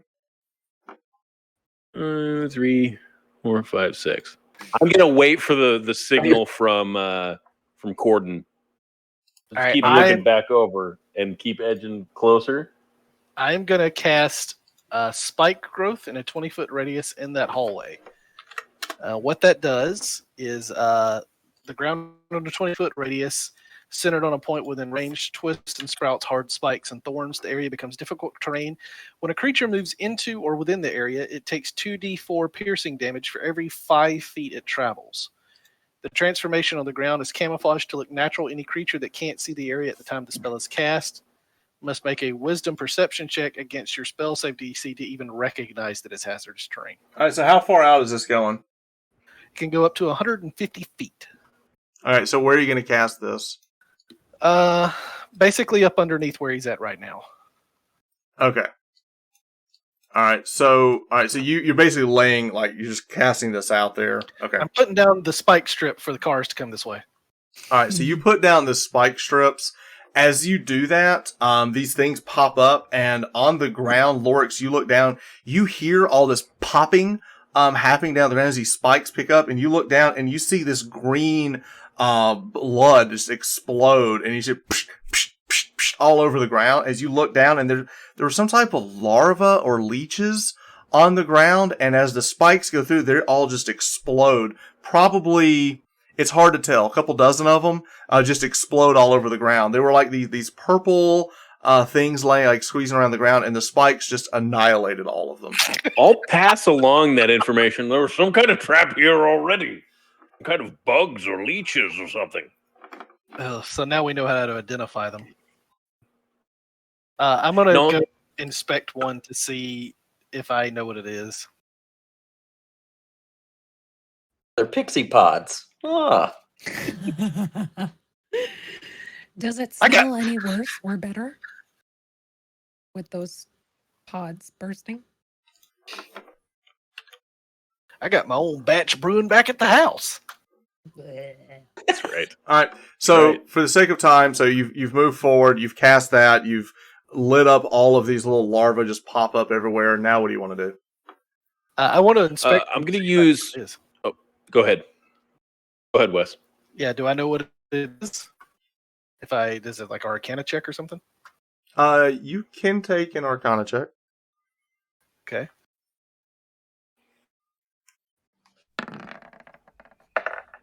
One of the bodies of the larva, whatever it is, kind of scoots over to the side. You reach over, you pick it up, and you look at it, and you sense that the skin on it is similar to the beholderkin that you had before, and also similar to the mind flayers. Has this rubbery feel to it, like maybe it's an aberration as well. Oh. Gross. We got anything we could I'm put going to these in? use. Take a few of them back? I don't trust I got a that. bag of holding. Even more gross.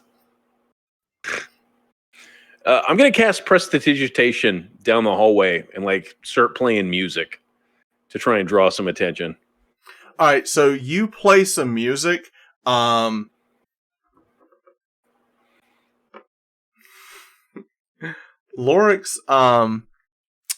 make an intelligence saving throw.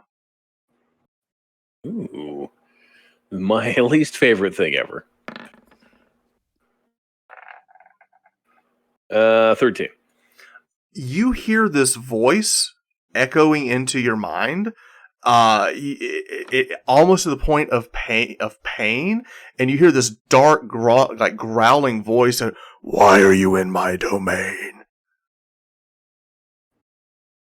Do I feel compelled to answer this voice? You don't feel compelled. It's almost like this psychic pain, but you push it off, but you hear this voice. No one else hears inside the voice. my head. Yell it.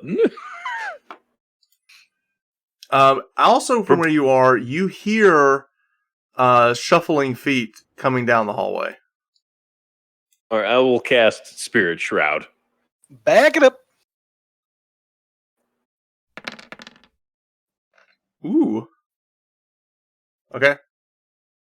So everybody move where you want to be. Oh, I see stairs in another hallway. Oh boy. I'm trying to be cover support for both sides. I want to point at Vimak to go with Anne. I want to see if I can direct here. Vimak to go with Anne, Maury to go with Lorex. Not sure. Yeah.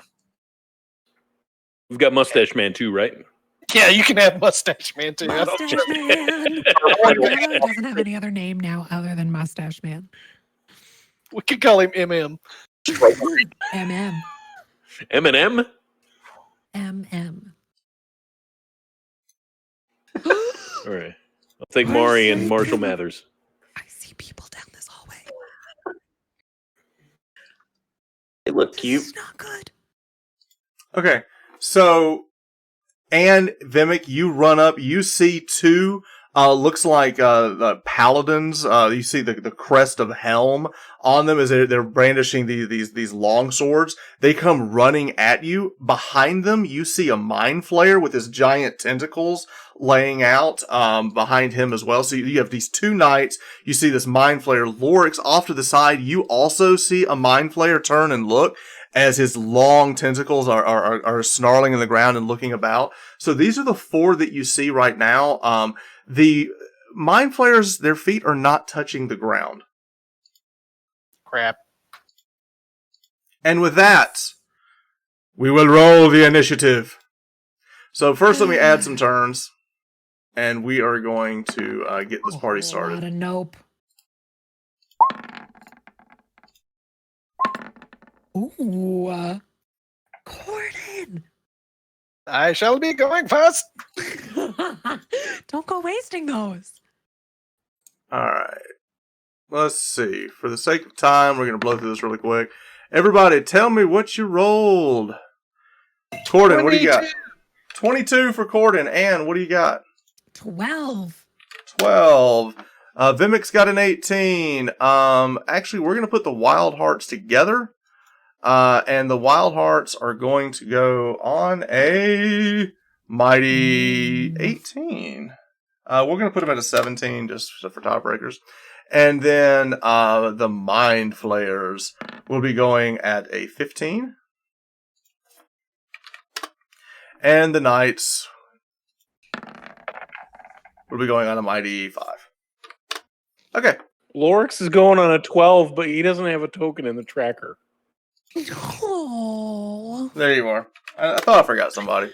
All right. Hey! All right. So let's move people where they need to be. Ann and Lorex, I've got y'all to... Actually, Ann's going to go first because I believe her dexterity is higher. All right. So with that, Cordan, you are first. What do you want to do? So I'm going to step to the side, and I see this intellect devour. I mean, this mind flayer at the end, right? Mm-hmm. Yes, you do. All right. Let us fire off a summon Fae. Okay. And it will be... I have to pick its style. Oh, Lord. It's going to be... All right. Ooh. Where do you want it? Here? Well, it can face step anywhere 30 feet, so it doesn't really matter where it's at. Okay. You want it behind the Mind Flayer? Yep. And it's going to be fuming, which fuming says the Fae has advantage on the next attack roll it makes before the end of turn as a bonus action. All right, so you can attack now? Yep. It has multi-attack equal to the number of attacks equal to half the spell's level, so rounded down, so it only has one currently. Okay. It has a melee weapon attack. Okay, attack. All right. So I guess it's just strength. Or is it All right, attack? so the start of the battle, Cordan uses his action to summon this Fey creature. This Fey spirit leaps up behind the Mind Flayer. The Mind Flayer kind of looks over his shoulder as he sees this illuminescent being showing up. I'm trying to figure out target hit.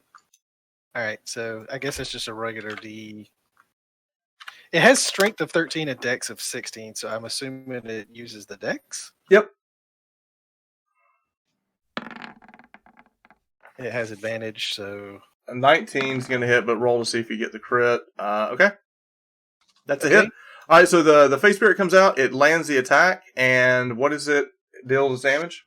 It deals 1d6 plus 3 plus the spell's level piercing damage plus 1d6 of force damage. Okay, so roll 2d6 plus your damage. Spell's level is 3. 2d6 so it's plus 6? 2d6 plus 6. Okay, roll it.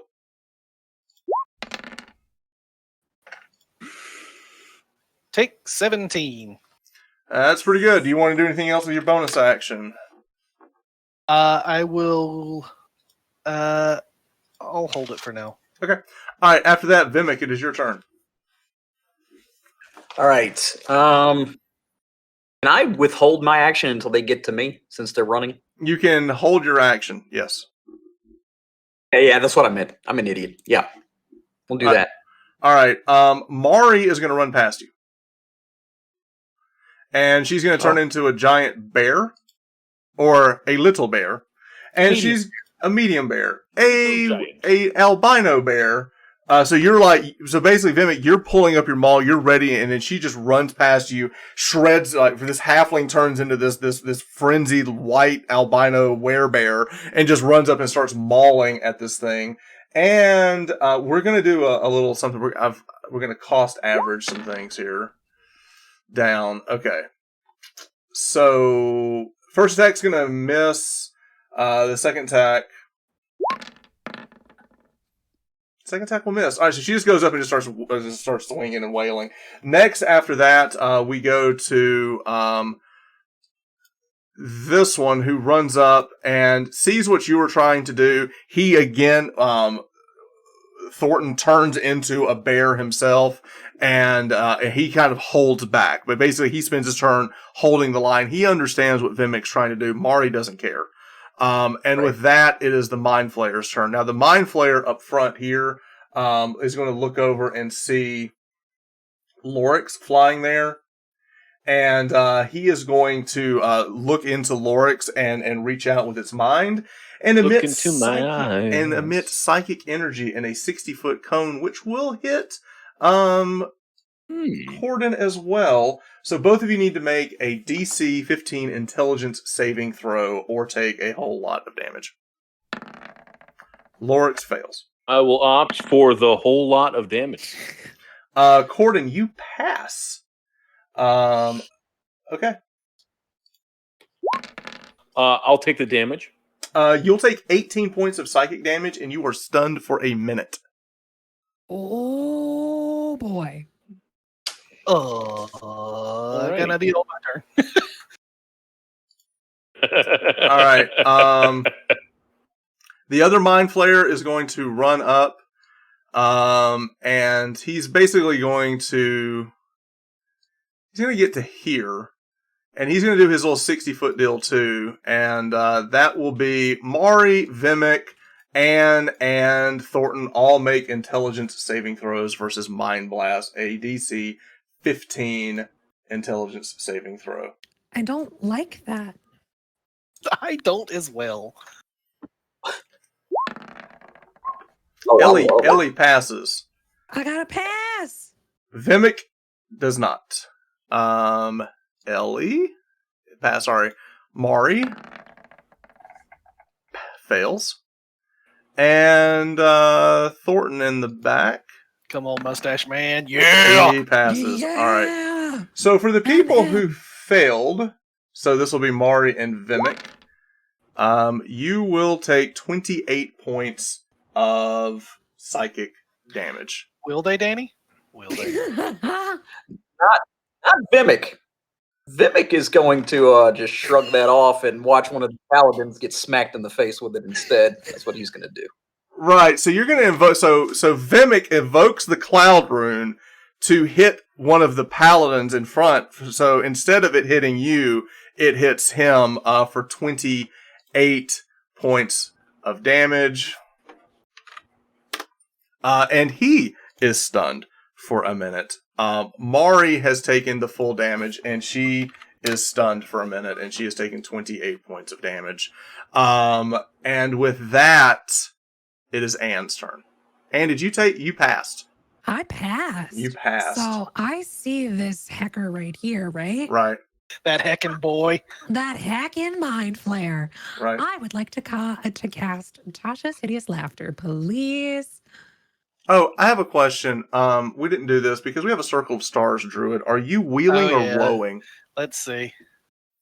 So his level 6 ability at the start of the day, he has to decide. It's woe, baby. He's a woeing. All right. It's a whoa. All right. Sorry, we have to know that. All right. With that, you're going to cast Tasha's Hideous Laughter. What is my save?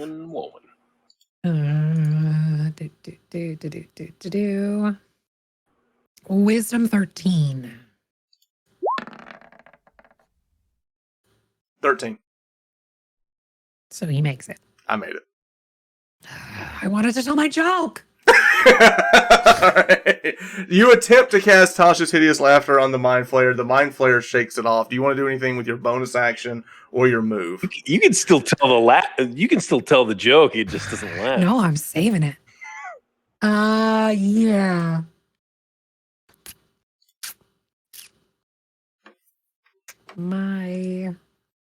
Seeing as lots of people are probably running up forward, I would probably leave space and let them go and take a couple steps back. All right, so you're going to step back. All right. And with that, it is Lorix's turn. Lorix, you lose your turn. I'm just going to hang out and be stunned. You get to make your save to see if you can get out of it. Oh, all right. I will, at the end of my turn, Make an intelligence saving throw. make another intelligence saving throw. You shake out of it. I'm done being stunned. Yes, Lorex! I've had enough of being stunned. All right. Although I've lost concentration on my spirit shroud. G. Oh, well, that's not good.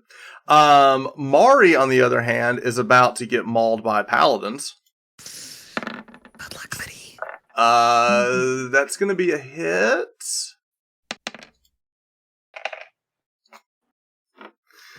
All right. That's a hit. And that's a critical strike. For 22 damage. So she's going to take 28 to 50.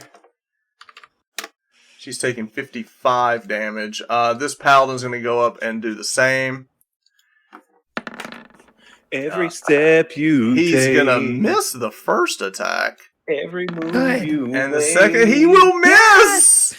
Yes! He will miss. So the second paladin rolled a 9 and a 2. That was his highest rolls with advantage. So he misses both. It was kind of a strange because there's so many people trying to jam that hall right there, and poor little Mari is just trying to hold the line, but she's stunned, bleeding profusely, blood coming out of her ears from the psychic attack from the Mind Flayer, and now it is Cordan's turn. Do I hear this? One of the pallies. All right, Cordan, what you got? Do I hear this? You hear the stabs in the bear roaring. I'm gonna tell Lass, fall back, make him come this way, and I'm gonna go. Fall back! You got it! If it doesn't stun me again, I'll get right on it. Okay. So I see all three of them are right there on top of her. Yes. And you can see because she's only 3.5 feet tall, so you see all of them basically like stabbing down at this little bear, the rampaging Ewok of death. That is a terrible description. I don't like it. Walk of death.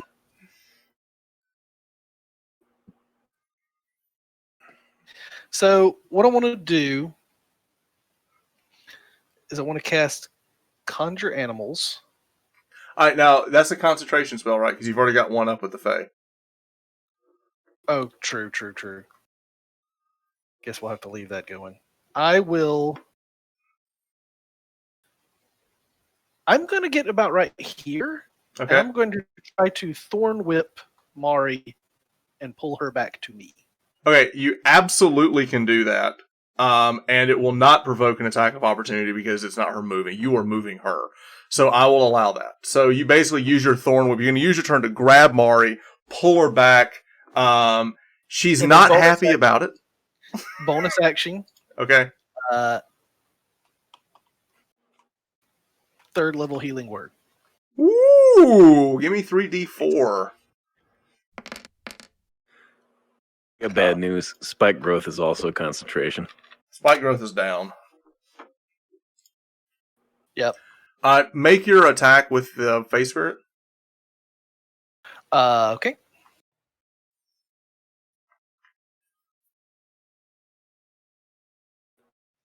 I think it was +3. But I think it's still fuming because it has the bonus action. It does. Yep. So, all right. So you roll with advantage. You get a 4 and a 5. It misses. So you've moved. You've used your Thorn Whip to pull Mari back, and you used Healing Word to heal Mari up. A third level Healing Word. to get her up a little bit. You stop the bleeding. She's still stunned, still very, very hurt. And with that, it is Mari's turn. Mari will lose her turn, but try to shake off the stun, and she rolls a natural 20. Yes, So baby! Mari shakes off the Nice. the stun and comes to her senses just in time because the Mind Flayer was getting ready to have a snack. All right, so this Mind Flayer here is going to roll to see if he recharges his move, and he does. So he is going to have Mari, Cordan, Vimak, and Thornton all make a intelligence saving throw versus all of this psychic damage, and you are out of range. So Okay. Mari will make her first.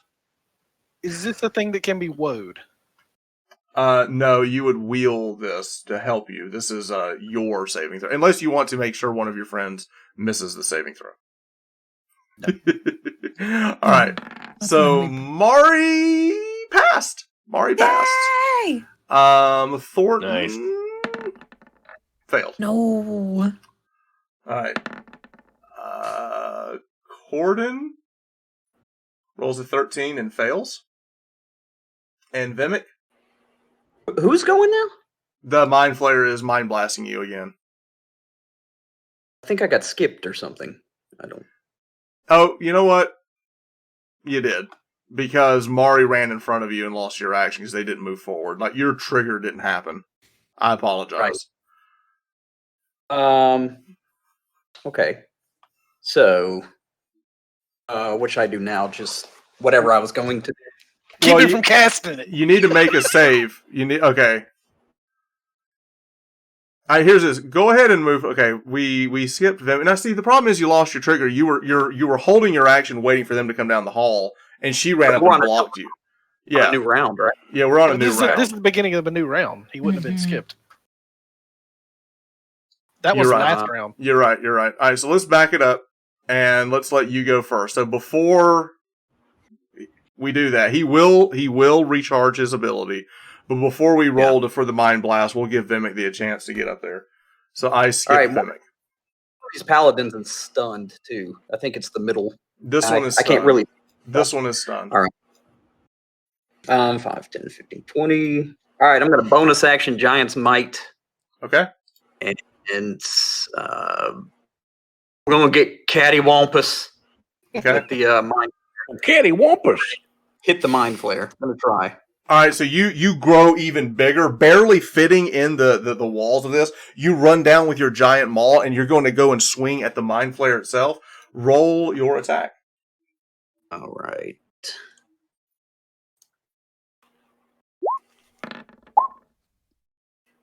That's a 21 to attack. You rolled a 12 plus 9 to it. Your attack roll is now a plus 9. So that is going to be a hit against the Mind Flayer. So roll your damage. Nice. It's going to be 3d6 total, and plus your bonuses. Because you're getting a 2d6 for them all and another d6 for the Giant's Might. All right. So 13 plus what's your bonus now? Plus 5? Is that right? On the Maul is +6. Oh, okay. All right. So 13. So 19 total damage. All right. So that's attack number 1. You have a second attack. Yes. Come on. That's a 27. So that will hit. Is that 18 plus 9 for 27? Attacking again to the. So you hit him with the maul. You swing back. You swing again. You hit him. Roll your damage again. This time it'll just be 2d6 plus your bonus. 10 plus 6 is 16 damage. So 19. That's going to be 20, 35. Anything else? You've used your... Let's stone rune him. If he's still up. Alright, so what's the stone rune? It's a wisdom saving throw. Is that a bonus action? It's a reaction. Oh, wow, okay. Alright, so use your reaction to do your stone rune, and what does he got to make?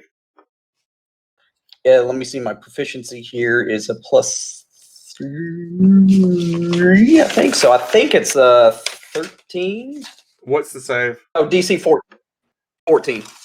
What Wisdom. wisdom? 14, yeah. He rolls a 12. Yes. So what does that All right, do so he's to in him? a stupor. He's in a stupor. He's like in a charmed stupor. He's stunned. Okay, so you use your stone rune to charm him. So on his turn, he will not. Now, does he get a chance to get out of it on his turn? Creature is charmed by you for 1 minute. The creature has a speed of 0 and is incapacitated. Repeats the saving throw at the end of each of its turns. All right, so he recharges his ability, but instead of blasting everybody down the hall because you hit him with the stone rune, he's going to have to lose his turn in order to try to get out of this. And he will make the save again, which he failed. So he is stunned for another turn. All right, at this point, good call on that. This Mind Flayer here is going to try to recharge his ability, which he does. And good. He's going to try to Mind Blast Lorex again. Is the pixie still behind him? Yes. That's a hard fail. Lorex rolling a 5 on his intelligence saving throw will now take another 24 points of damage. How you feeling, Lorex? If y'all need me, I'll be over here getting mind blasted over and over again. No, I can't see anything. it'd be incredible if a guy with a necklace that turns drinking into healing potion started chugging. It'd be nice if I could do anything at all. Because he's just getting stunned over and over by the poor Mind Flayer. Oh, God, that's horrible. All right, with that, we go to Anne's turn. I'm gonna step over this way. And I'm gonna try my joke at another guy because the other one did not like me. All right. So He's this gonna- is a with the wisdom same saving joke. throw of a 13, please. All right. All right. Is wisdom? Yeah. 14. Ugh, You're I just don't like it. tough crowd. It's a tough crowd You tonight. guys don't like Tough jokes. crowd. Lorex. At the end of my turn, I'm going to spend like 6 seconds just hanging out, being Yeah. stunned. I'm At the also end of my moving turn, back I a will little. roll in another intelligence saving throw. And you get a 9. You're still stunned. You're Well, still stunned. I'm gonna stay stunned for a little while. This isn't good. All right, so this guy is stunned the first night. He is going to try to get out of it from being stunned before. He will fail. This guy here, the other paladin, will try to stab Vimak with his first attack, and he will roll a miss. And with his second attack, he will roll a... So he's rolled a 2 and a 5, not even been able to break through the armor. Vimak, you just simply shift out of the way and barely miss both of his attacks. His attacking prowess is nowhere near yours. You're easily able to deflect his attacks. And with that, we go to the top of the round. We go to Cordan. So having heard this over here, I'm going to step over here and thorn whip my other friend And pull him back. and pull him back Okay. and push him around the corner. How much damage does Thorn Whip do? It's not thorny. It's just a whip. Yeah. It's just whippy. He's removing it. All right, so basically you move Lorex back using Thorn Whip. That's your action. What else do you want to do? I'm going to bonus action healing word him. Okay. What level? I move to this level or side. I'm going to cast it at this is my last third level, so I'm gonna go ahead and cast it. Okay. Oh, that was the wrong spell. You're not casting Meld into Stone. Instead, I clicked the wrong button. you clicked the wrong button. All right. Heal for 9. All right. And with that, it is Vimak's turn. All right, with the Pixie did it. Oh, sorry, Pixie attack. Yeah, sorry. Wes, Cordan, attack with your your Fae back there. 9, and then that misses, but roll again with it. He gets advantage. This is +3 too. That's a natural 20, so that'll hit. So roll 4d6 damage as your Fae Spirit just takes its spectral claws and just rakes it across the back of the Mind Flayer. So 17 damage, which the 17 it's already taken is 34 damage.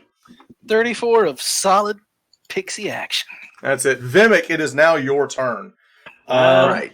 You do have a stunned Mind Flayer next to you. Yeah. Going after it. I believe, is All it right. stunned? Is that auto crit? I believe it's I 2 auto crits. I believe it's auto crit. Stunned? I know paralyzed is auto crit. I don't know about stunned. He's incapacitated. Jump roll to check. stunned. Hold on. Incapacitated automatically fails strength and dex rolls. Attacks have advantage against. Okay, the so you have stunned advantage. So it's not an auto crit. I think that was 3rd edition. But it is target. Auto advantage. crit's up paralysis. Yeah. Right. All right, so you do get advantage on the attack against the Mind Flayer, who is still He's stunned. is stunned.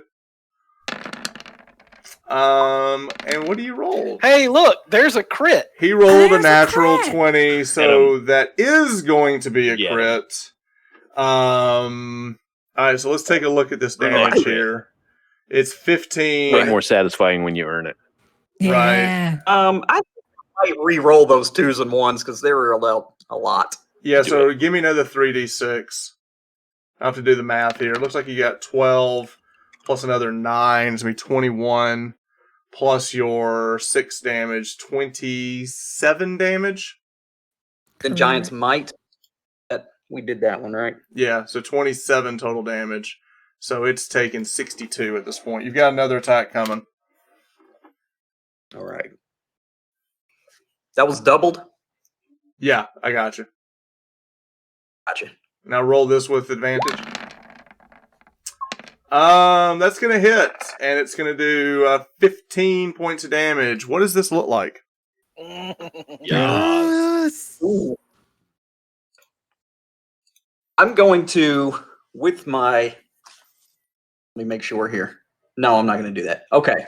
I'm going to slam him just into his other stupor friend. Okay, so you move him with crusher feet. You move his lifeless body into the other guy who's stunned, kind of knocking him back. His body just completely crushes under the weight of your maul. As you pull the maul back, there's like this giant blood train of this purple ooze that comes off of your maul that's now like dripping off of your maul as you have downed the Mind Flayer. With that, do you have anything with the bonus action? You're good. I'm going to... Action I haven't surge? moved yet. I'm going to move If you move, you will get an attack of opportunity. on the diagonal guy. Yes, from that guy. Surge, man. Fine. I'm moving. I'm trying to see where the other Mind Flayer is. You could run around the Okay. corner if you want to get to him. Oh, okay. From this way. Okay. Yeah. Yeah, so I'll just pass this guy and see what he... All right, so you're going to If go he hits. 5, 10, 15, 20, 25. You're just going to run over to the other Mind Flayer and engage him. Okay. The guy will get an attack of opportunity as you run by him. With a natural 1, he will miss you. Nope. That dude I- needs to I'm gonna look into action new for- Yes, areas of very employment. right. Mari, who is not stunned, she got out of it. So now Oh, she's hold going. on. I- Hold on, let me action I- search on this. Oh, I'm sorry. So you're moving up to action surge on the other Mind Flayer. Yeah. Beautiful. All right, so you action surge 2 attacks on the other Mind Flayer. That have advantage because it's flanked. And it is flanked because of the Face Spirit, so you will get advantage. And I'm this just going is to go ahead the, and roll both. Yeah, this is the Rune Knight going off. All right, so that's the first attack. That will hit. So roll your... both attacks will hit. So roll Okay. 2d6 So- for the first attack, plus your 6 damage for the maul. Yes. Reroll. Yeah, the we're rest gonna of re-roll them. You re-roll those because of your. So you take the 4. So you take 10 damage for the first attack. Second attack. Then, Come on, big money, no whammies. yeah, I know, right? You were just getting them all out at once. That's 12 damage. So that's up to 56 damage now. All right, so you Jeez. run out of nowhere and you just start slamming them all. You're actually moving him back and forth and knocking him against the wall. It did not even know you were there. You just came storming around the corner. You surprised him, and you just keep hitting him with the maul and kind of pushing him up against. There's blood coming off of it. It's like part of its face is like crushed in from one of its blows. It's still alive and it's still kicking. With that, it is Mari's turn, and Mari's going to run up and attack the guy that's stunned. Before she runs off, I'm on a patter and go get him, champ. She misses with the first attack. She's going to come in with the second. Ooh, man, she's Mari! rolling terrible. You're gonna get him next time, Slugger. No, she got him with the last attack. Oh, yeah! She got him with the bite, and that's going to be enough to kill it. That's going to be enough to kill him. Yes! Go, Mari! So Mari runs up and mauls one of the paladins. As soon as the body of the paladin hits the ground, his head explodes as one of these little intellect devourers start crawling out of its body cavity. Scary! Thanks, I hate it! Is it trying to get away or is it dead? No, it's alive. It has now entered combat. Ugh. Thanks. No. To self, don't kill the paladins? Run away, Maury! Those are dangerous! All right, and with that, did I have? Next should be the paladins. Yeah, so we got What intellect is that? That's devourer Mind here. Mind Power. Flare?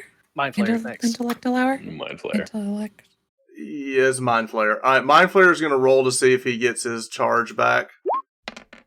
He does not. That's good. Good. So he's going to attack with his tentacles. Actually, Did you say 10 tickles? 10 Actually, tickles. I take it back. He's going to look over at Vimak, and he's going to attempt to enter your mind and dominate you. Make a wisdom saving throw, Vimak. All right.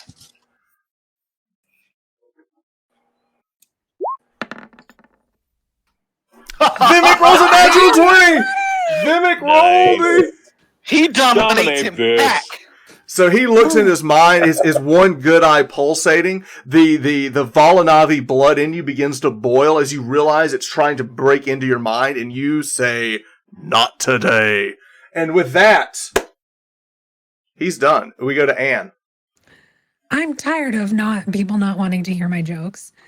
So I'm going to move up and aim at his eyeball with Okay. an arrow for some sneak attack damage. Yes, you and I are. roll with advantage because he's flanked. That's right. So roll. I like it. And then she's gonna say, "You should have laughed." Should have listened to my joke. Holy dice. Your bow, you rolled a 1 and a 2. Come on. Are you lucky? Wait, what is that second thing? I am definitely lucky. We're going to try that Mhm. again. Okay. You rolled a Plus a 14. nat 20! But that's a 14. It's a 14 plus 6 is 20. Plus That 6 will is 20. hit. It will do 8 points of piercing damage and another 9 points of sneak attack damage. And what does this look like? Yes! He didn't want to hear my joke. So I just yell my joke at him anyways while it goes through his eyeball. Out What is back. the joke? No, but he's what got did an you yell? arrow coming in this side of his head and going out this side of the head, like the funny joke guy. He's making the Steve Martin joke at this point. All right, so How you do let make loose. an octopus laugh? How? You give it 10 tickles. 10 tickles. Oh, there you go. All right, so you let loose the arrow. It flies through the air as you madly tell your joke that he didn't want to hear the first time. The arrow goes right through its head. It falls over to the ground. You have killed the Mind Flayer on your turn, and now it is Lorex's turn. All right. I'm going to hang out, be stunned for a little while. and then I will roll my intelligence saving throw. I'm gonna stay stunned for a little while longer. Another 6 seconds. You just stay here, buddy. Lorex is just kind of he's in a daze. Give me a sec.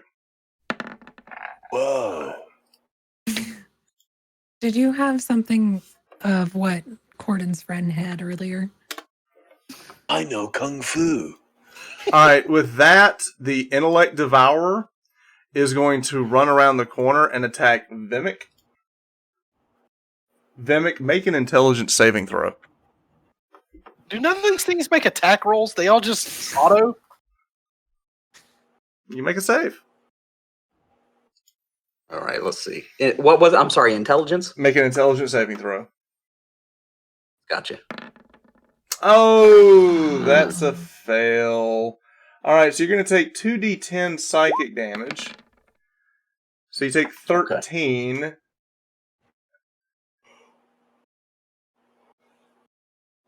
Ooh. I think I'll start endurance and not take 13. And then you'll take another 13 points of damage on top of that for the failure. So, so it's 26 damage. All right, let's reduce that a little bit. This D12 plus 6. 8. So 15? 15. What is your intelligence? Yeah. I'll 10. It's now 0. Forever? For now, you are stunned. Your intelligence is 0. Oh no. Oh no. And with that, the little paladin is going to try to stab the bear. He rolls a 2. He rolls a 1. He's like the worst guy ever. Yes. He's just sitting there like he's attacking with the wrong side of the sword. Oh god, he's terrible. He's taking damage because he's holding the blade. And I know. Cordan, it is your turn.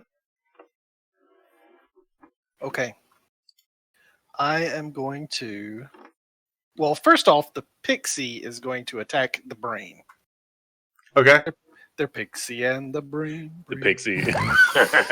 All right, pixie, attack the brain. They're pixie. They're pixie and the brain. Brain. That'll hit. Roll your damage.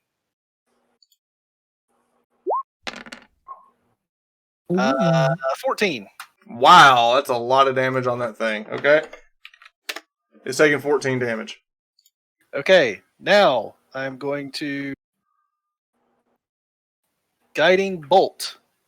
Guiding Bolt it. All right, roll it. And I'm also going to woe it on its saving throw. It doesn't have a saving throw for Guiding Bolt. Whoa. It's a... I thought You just roll to attack. Roll to attack with your Guiding Bolt.